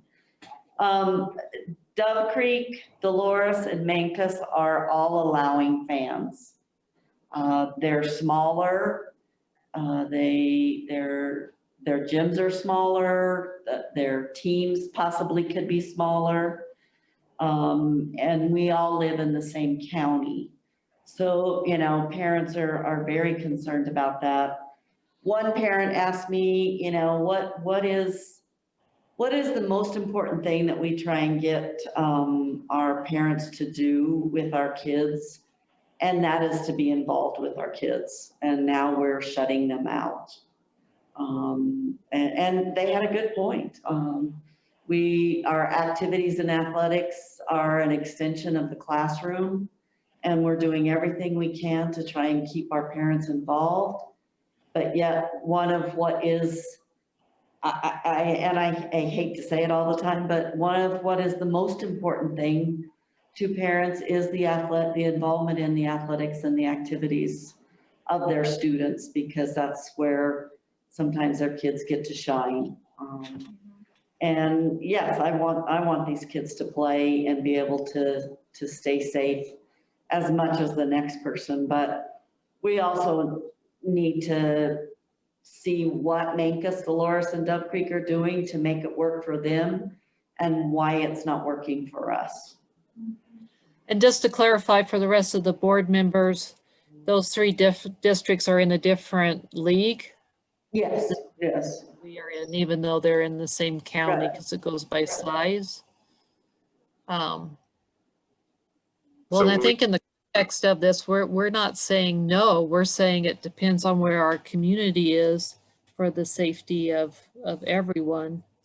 And some of these guidelines are actually CHASA guidelines, correct, Dave?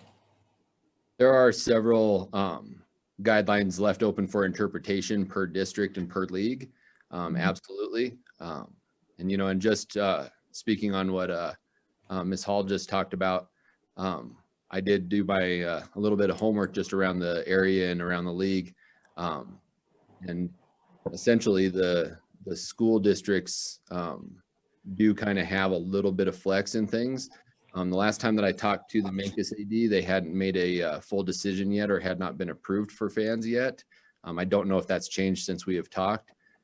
Dolores did state that they were going to be having fans, but Bayfield, Pagosa, Durango, Ignacio, Monte Vista, which is the other parts of our league, and some of the other closer schools are waiting until they get down to yellow before they have actual fan base coming in. And so I think just kind of depending on the risk factor that they're willing to take, or possibly the issues with being able to place teams that are waiting, they might just be saying, hey, bring your teams one at a time, which increases cost and fees to be able to run that many buses to be able to take the teams to that point. And so, yeah, and I don't have a problem with doing some more research and trying to make the best decision overall. But like I said at the beginning, I feel like my number one job is to make sure that we have our student athletes being able to be out on the court, being able to take that extension of their classroom, be working as a team and doing all the great things that they do out on the court, mat, field, whatever section they're in at that point. But we're running into a new arena with indoor sports, and I think that everybody is, trying to do the best for those kids, especially. So, yeah, that's kind of where I'm at on it. So, Dave, so this is an agreement that the district's made with the Intermountain League participants. So we voted as a league to, As a league. Yeah, and I mean we have a league meeting once a month, and we voted as a league that while we were in, I mean obviously you go up to red and purple, and the state's making different decisions for you. In orange there's a little bit of leeway, but we just decided that for our athletes to be able to be sitting in the same gym, instead of sitting on a bus or sitting in a classroom waiting for their game or waiting to get back on the bus to be able to ride home, it was best for them to be in the gym, which once again, I mean, it just kind of pigeonholed us a little bit in how many people we would be able to have in the gym. And so instead of making that I hate to say it, that's the only words that are coming to me, but just to make it a non-issue, we decided that as a league that was what we were going to vote for. Yeah. And is there any, I know wrestling's a different monster altogether with meets and stuff, but as far as basketball games, if you're gonna is there any benefit to host sharing, and instead of having one school having multiple teams sit there, have it at say neutral areas that are close for both teams, where you can get fans in to watch, so you don't have those extra teams sitting around, or just kind of, I don't really know how your schedule works. With our league being stretched all the way over into the San Luis Valley, central meeting points would be like Pagosa or Monte Vista. Right. Centauri, Alamosa, Monte Vista, Pagosa, and Bayfield are within our league. And so finding a middle ground in there, we would be able to land in Pagosa, but Pagosa is actually one of the people that I stole some of this from, or plagiarized it from, or whatever you want to call it. But I mean, they have the exact same outlay, except they're working in two different buildings because they don't have two gyms inside of their building. So I mean, they're having to deal with some teams over in the middle school, some teams at the high school. And so a common meeting point, Monte Vista is the same way. They're not as big of a school as we are, so they don't have two gyms in one building. So they utilize their middle school and their high school for their games. And so being able to find a common meeting point, I can't say that it would be impossible, but those are the two off the top of my head that would cover the majority of our games. Yeah, I didn't think so. I was just looking at the teams sitting around. It'd be nice to be able to just have some games where you don't have other teams waiting around, so you can get fans in. But I know that's logistically a nightmare beyond what you're already dealing with, so. And we did have conversation and discussion about doing like JV weekends where, you know, we do JV games on Friday, Saturday, varsity games on a different day. But a lot of times there are teams that will travel to us or, you know, to other schools that they will take a big bus and take, you know, multiple teams on a big bus. And so for them to have to split that and double their cost was just not a best decision in a whole. Bunch of kids on a bus. Mr. Robinson, I have to agree with Stacy, and I have had parents approach me as well. But I know we're talking mostly about basketball, but did the Intermountain League also decide on how the protocol, that the way the wrestlers were going to compete? Yes, ma'am. So in wrestling this year, they're not allowing tournament style play anymore, just due to COVID and the gathering of large numbers. So the biggest grouping that we can do is a quad. And so the Intermountain League, we've tried to do multiple tries and quads so that when we're getting to one spot, the kids have multiple wrestle opportunities. And with 14-person rosters, once you put 2 teams in there, that puts to 28 athletes. Usually there's 2 coaches on each side, so that puts us to 32. You've got 2 table workers and a referee, so there's 35. And so we're probably really close to that same number, give or take. Throw in an administrator or 2 and you're, you know, pushing 37. And so you're kind of at that same point. And when you're doing a try, you've got another team that's also waiting to come in and wrestle. So, you know, you've got another 14 to, you know, however many they bring to be able to do that type of thing. So under the wrestling arena, it looks approximately the same, but actually higher numbers in the overall game personnel that it takes to run a duel or a try. And so, and once again, that's switched because we don't have tournaments this year to be able to go to. And they will be required to wear masks unless they are competing, and then they do not have to wear a mask? That is correct. So according to CDPHE, they felt like it was a higher risk to be wearing a mask while wrestling than to be one-on-one with somebody not wearing a mask. And so they will wear their mask during warm-up, during sitting on the bench, during check-in at the table. They walk out, and put their color on their ankle. They'll be able to strip their mask at that point, hand it to their coach. They'll come out and compete. When their match is done, they will go back to their side. They won't be able to, you know, shake hands and do different things like that. But they will go back to their side, throw their mask back on, and wear it for the rest of the time. Yeah, I just kind of see, like, it almost seems like that the Intermountain League is kind of picking and choosing, because what's gonna, I mean, I know it would be hard to wear a mask while you're wrestling. It'll come off just like your headgear, different things like that, but you are face to face with another opponent. And basketball, they're, you know, get a little bit close, but not, you know, face to face breathing on each other as much as you would wrestling. So I'm just kind of figure out where was the sense in deciding on masks or no masks and things like that. I'm a little confused on it. Yeah, and that was not an IML decision. That was actually a CDPHE decision on the masks with wrestling and the masks with basketball.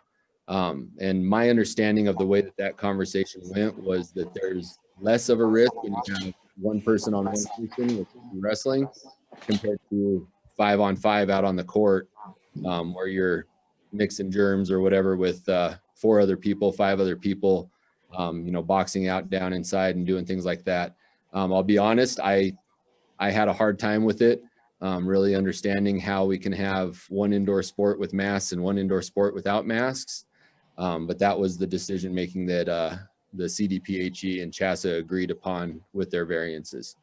Okay. IML didn't even have a vote on that part of it. Okay, thank you. But Dave, I guess I'm kind of, I don't know. If the wrestlers have been going at it and wrestling with each other and face to face, and I mean, my son wrestled, so all the different moves, and then they can't shake hands. They've already touched every part of their body. Oh, I'm just going, really? Yeah, I hear you on the conclusion of that. I can't say that I haven't sat over a book, reading it over and over again in mild disbelief that that's the decisions, but I accept certain decisions Oh, yeah, you have no choice. and try to make the best of what I have been handed in my cards that I've been dealt. Well, and my other main concern is that with basketball players wearing masks, and that is a full run sport. And I fear for the kids having to breathe that air in, not getting good air. So can they wear face shields or something different? So they cannot wear a face shield. What they can choose what covering they have. The way that it reads in CHASA, they can wear a cotton mask, they can wear a medical mask, they can wear a gaiter, they can wear, pretty much anything that covers, as long as it can stay up and stay up with some type of consistency. Now, I watched our basketball team last night, practice, and man, that is a hard gig when you've got kids running and sweating and mask sliding, and I watched our girls practice, and they were playing a 3-on-2-on-1, which I learned that terminology. I think Eric would be proud of me because I'm not a basketball guy. Got cut after free throws, I think. So not my gig, but girls are running up and down the court. And without even sprinting hard or bumping into somebody or being defended, their mask was already sliding down below their nose, or if they were wearing a medical one, it was, working its way up over their chin. And it's going to be interesting. I can say that for sure. But for our kids to be out on the court, if it's one of those things that's what we're regulations have been placed over the top of us, and that's what we're going to try to play by. So I understand that. I'm concerned about the basketball players' health. Absolutely, and I think that it's one of those that we don't understand, but we understand. No, I will never understand. I want to get back to getting parents in the gym at the middle school level and at the high school level. I really, and it is a passion, and I'm gonna be forward about it. I really believe that there's so many benefits to our kids having at least 2 parents in the gym. And we can what if this whole situation, and we have been for the last 9 months. Yes. But let's imagine your kid gets hurt and you're watching this video on YouTube and you don't even know what's going on. I'm not a proponent of a mom going down on the court or on the mat, but at least you're there. And, all these other things with the masks, and, if a kid hyperventilates and passes out, if they get hurt, they fall and break their arm, their leg, their ankle. These are all the things that I've seen in the last 60 plus years.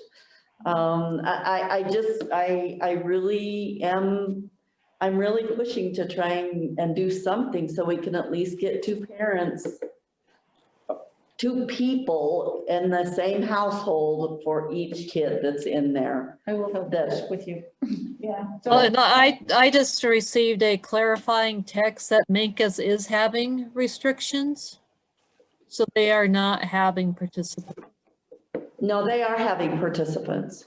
I talked to Heath yesterday, and he told me their restrictions are they'll have two per kid. And if what will happen is they'll allow those kids from Dolores to have 2, but Uray, Ridgeway, Silverton, they're not allowing parents. So their students who are waiting to play will be taking the place of those 2 parents for the varsity games. That's what he told me yesterday. Actually, it was today. It was this morning when I talked to Heath. Their board voted to allow them. He had put together an entire proposal with the health department and with his board. The health department was on board, the health department, he told them that they were not making the rules, they were just, or enforcing those rules. They are there to help guide and help them make decisions. But they were not the ones that were saying yes or no. And I would back that statement, Stacy, as far as that the health department, I mean, my conversation with Ms. Locke down at the health department, she said the exact same thing of like, they are there for guidance, but they are not there to make final decisions and things. And so, I mean, if, once again, if Mancus has figured out a way around it, as far as the 50 people and the non-essential workers, see, their league had chosen to split and allow each school to, make their own decision on what they were going to do. And 3/4 of their, or I think it's 3 teams out of their league, if I remember correctly, decided that they are not going to do any fans until they were in yellow, which was like Uray, Ridgeway, and Ignacio. And then Mancus and Dolores were going to go ahead and have fans, was their intention the last time that I had talked to both of their ADs, which I had not talked to them this week. But that was on Friday of last week. So yeah, if those things have changed since they've had a board meeting or gotten board approval, then, maybe they figured out a different way to deal with it. And I will just, can I ask a question to you, Stacy, just real quick? On the concern part of as far as, a kid going down injured or anything else like that, what do parents do when their kids are on the road? When they're get to go. I agree. I mean, sometimes they're there and sometimes they aren't, but we're at least we're not telling them they can or can't go. So, and I get that. I do. I understand that when they're on the road that we've all had kids get hurt away from home. Right. And I know that a couple that some of our other league schools have, I want to say promised, because once again, it's like an hour and a half past my bedtime, so I'm sketching out. That's because you're old. I know, it's getting old. But we, maybe 2 hours past mine. as far as activity wise, is making sure that we have our trainer at games where they are, the trained personnel to be able to help with those things, being able to have administrators at those games, making sure that they are acting in best faith for, the kids and local parentis as best as we possibly can, and things. And, and I mean, that's what we do on the road. If a kid goes down and his parents aren't available or aren't there, I mean, we do that quite often. Yep. Type of things happen. So, unfortunately, I do have to say I've spoken to a couple community members also that were really upset at the prospect of not having fans, and a couple people, I'll leave them unnamed, but they are on most every board meeting, have come up with several solutions of talking to some local businesses and having a big TV down there where they can go down and have some fries and a burger and be watching their kid be able to play.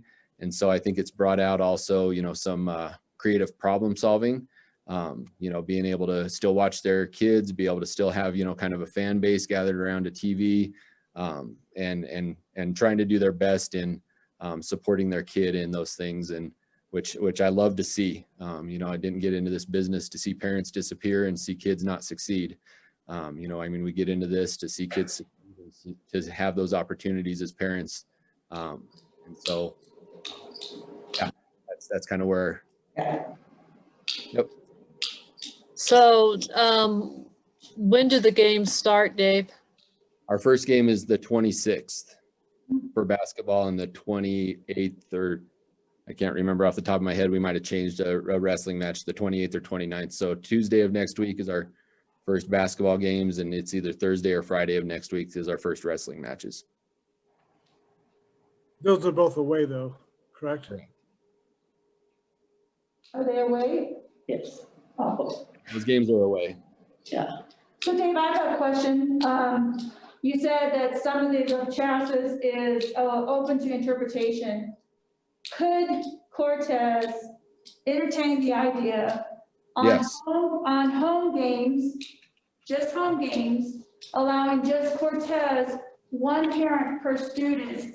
Would that gym, the times that I've been in that gym, should be able to hold an extra 24 parents, set of parents, but one parent per athlete during at the orange level, only during our home games and only Cortez parents. Could we entertain that?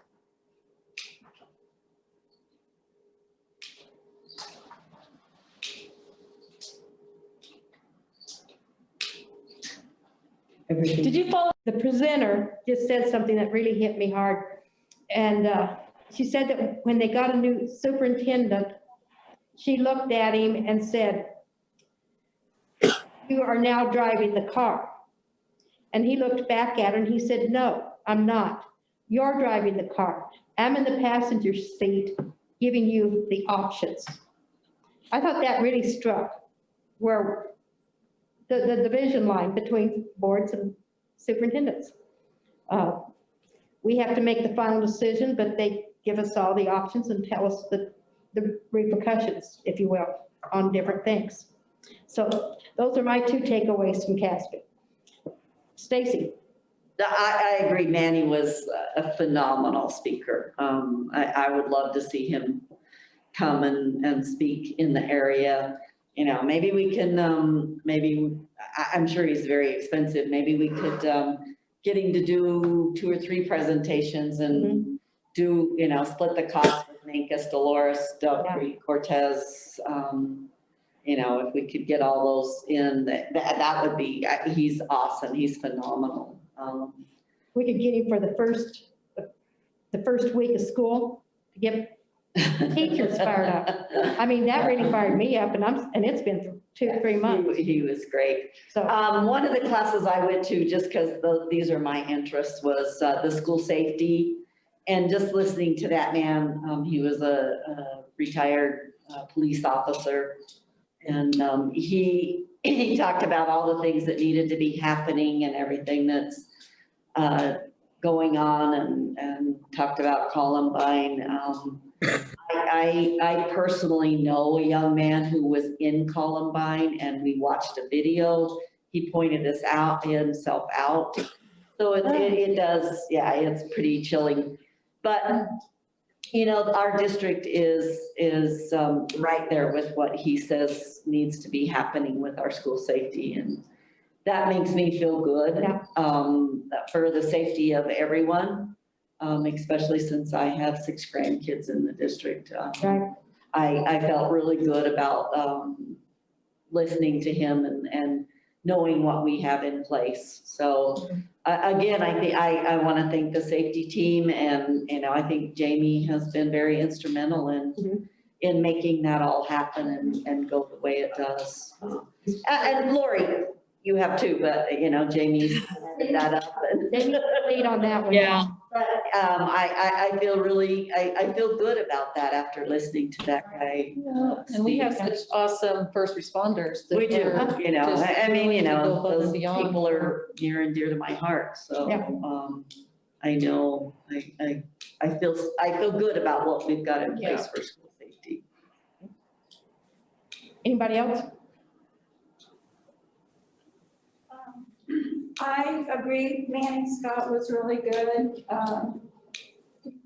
But I also want to remind the board that the convention is still out there. It was all recorded. It's still there. So we can tap into Manny for his recording, but still entertain the idea of bringing him to the district if that's where we feel. But I think those board members that weren't able to attend the convention for whatever reasons. They should tap into that. They should be able to log in and take a look at that. My computer died. I had my survey up. I had everything written out. But one of the things too, one of the breakout sessions I went to was just, you know, we've all gone through an unprecedented times. We're all coming out to learn what the new norm may be looking like. As we move forward as a board, this individual just said, now's the time for board members to really look through their lenses of why are you where you are? What brings your passion to be where we are as board members? So those are my two big takeaways. Okay. Anybody else? I don't know who attended and who did not, so. I had to work, so. Yeah, I figured that, Chris, so. Yeah. Worked as well. Yeah. We work 4 10s for 6 months, and then we go into like a 3-week period of 6 days a week, you know, so I'm like, all the times of the year. Wow. Wow. So. Long hours. It is long. Yeah, Okay. in winter too. Yeah. So that was our takeaway. I do urge you to go on the CASB website and look at it and tune into some of those sessions. I thought they were all good. I guess that puts us on board evaluations. I want to tell each one of you, thank you so much for writing down your goals.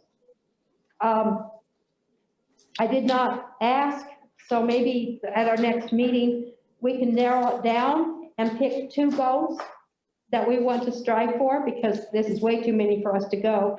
I will tell you right now, I really like Chris's idea of implementing STEM curriculum. I think that's a fantastic idea. So. Yeah, I really think we're behind the curve on that. I think in these kids that first, second, third graders, they are all going to be in that world. Mm-hmm. That's where they're going to be, and if they don't have it growing up, they're going to be at a huge disadvantage to the kids who already have it. Yeah. And I don't know if that means we start a pilot program at 1 grade, see how it goes, or Build on it. Yeah, I build off that. Yeah. So, anyway, please read these and bring back 2 goals for the February meeting. And, we'll narrow it all down to 2. I see some of them are very similar. So I don't think it will be very hard. As far as the evaluations go, we have a 3.77 out of 5, so we're proficient. Is there any that we really want to look at and discuss on why we are low or high?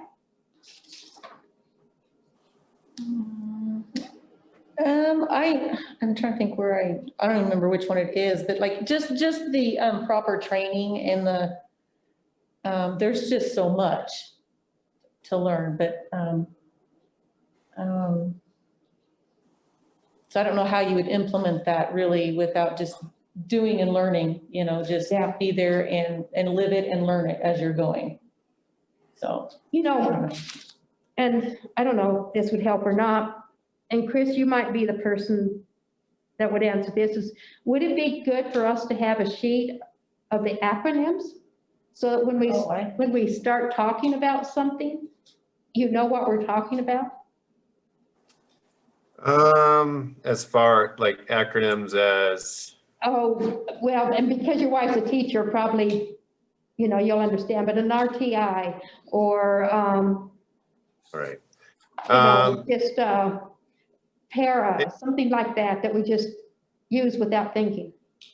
Some things I'll know and some things I won't. And if I have questions, I'll bring it up. But I do have as far as I got my Robert's rules, cheat sheets and stuff, just, how we go about the meetings and I always read my packet. So I try to stay informed as much as I can coming into them and just make the best decision I feel personally as a community member and as a parent. And And also, coming from a large company, cooperative company of, 2,400 people over 4 states, I think that helps as well, when we're trying to deal with a huge district like this. So I think I'm okay without any of that acronyms, and because like you said, it's on the fly, it's as it's going, and I can keep up. Okay. Yeah. And I would hope that if we said something and you didn't know, and it's not just you, Chris, but it's everybody, then you say, hey, what does that mean? So. Yeah. Oh, yeah. And you Yeah, I have, would. which I appreciate. I would like to say that coming prepared, this board has been phenomenal. I've been on this board at one time where people would rip open their packets when they mailed them out, and they would rip open their packet when they got to the meeting, and then start asking questions that were in the packet. And that can be very frustrating. So this board is phenomenal with that. Anybody have anything else? Well, I just, like I stated, just get back to being diverse and not so much divided. And, right. It's been the whole year has been stressful, and, I think emotions run high, and the thing about us, everybody being diverse, is we're all talking to different groups of people. We're all getting different views. We're all getting different stories. We're all getting different ideas, whatnot. But, and I would just like to see us get back to that. And then a couple of my other goals for us as a district, for the board to kind of lead, but I'll stick to that one as a major. To go back to being diverse and quit being divisive. And be proactive instead of reactive. And yes, I like that one too. So, anyway. I think, yes. I think, on that, the way that we handle conflict resolution is we do a pretty good job with that, I feel. But also, we are hearing from other different groups, and those are different groups, like 11 representation. We do not represent special groups. We do not represent a cross section of the community. We have to listen to their concerns, but we have to take the whole entire community, whether it's left, right, middle, indifferent, and be impartial to all of them. And sometimes it's telling our friends, too bad, or I understand frustration, but just not how it works. And so it's tough, especially when the community is all wound up too. So it's a tough position to be in. So right, as it was happening with those comments, and that's why I shut it down, because we did not need to go there. So no, but we do, because I've got to tell you, I like and respect every one of you. Yeah, so, I think disagreeing's a good thing. I think that's what makes us a good board. Coming to resolutions, often disagreement usually leads to the right decision. So right, agreed. So okay. Does anybody else have anything to say about the board evaluation? I think it's good for us to do this because it makes us look internally, rather it shows us anything, we discuss or not internally, we are questioning ourselves. I mean, I really had to question myself in some of these. So I just think, and most of the time, my low scores were me. I was grading me low and not the board. Yeah, So, me too. so anyway, Sherry, I was just saying that I just thank everyone for stepping up and being on the board, especially these late night meetings. Yeah, it's appreciated. At least it's not 2 o'clock. I used to do 2 o'clock meetings when we'd get out. So this is nice. Do what? Yes, we have our board work session for February 5th at 6 o'clock. With us in the middle of our superintendent search, I have a feeling we're going to have meetings out the kazoo. So is it okay with you if we move that board meeting to a superintendent workshop and not do a board retreat? Okay, wait, say that again. Instead of doing a board retreat on board training, Okay. use that time as superintendent search. I mean, that's when we can put together what we're wanting our superintendent to be, what we're looking for. Do we want them to walk on water? Do we want them to fly through the air? Do we want them to slither along the ground? So are we canceling this one? You're saying you're. No, I'm not saying that. I'm just saying, that I think that we're going to have a lot of meetings. So do you want to cancel it or do you want to, what do you want to do? Well, you'll know more tomorrow when you speak to them about the 27th meeting and what they're expecting from us. It's the 26th. Yeah, the 26th. That's the 26th. Sorry. Oh, The 26th. I I'm gonna wrote talk that with down. And here Barry I am. to So, No, it's on February 5th. so wait till the 26th and then determine our next meeting and just cancel this one unless we need it, right? Yeah, that sounds good to me. I like that idea too. Yeah. I just, I just think we're I going mean, if We're gonna we be meet it on the so- 5th, after we meet on the 26th, then we can meet on the 5th. yeah, I already have that time blocked out on my calendar, so I'll just Yeah. leave it blocked out, but let's not plan on it unless we have to. Yeah, just Okay. sure. Okay, Lance, you haven't said Yep. anything? Good? I'm good. All right. Okay. Okay, is there anything else to come before the board? Anything to add for next month? Uh, Any more than we've already added? Well, I guess if we think of something, we can get a hold of you. Okay, this meeting is adjourned Oh, good night. at 11:20. You guys, Good night, thank you. bye.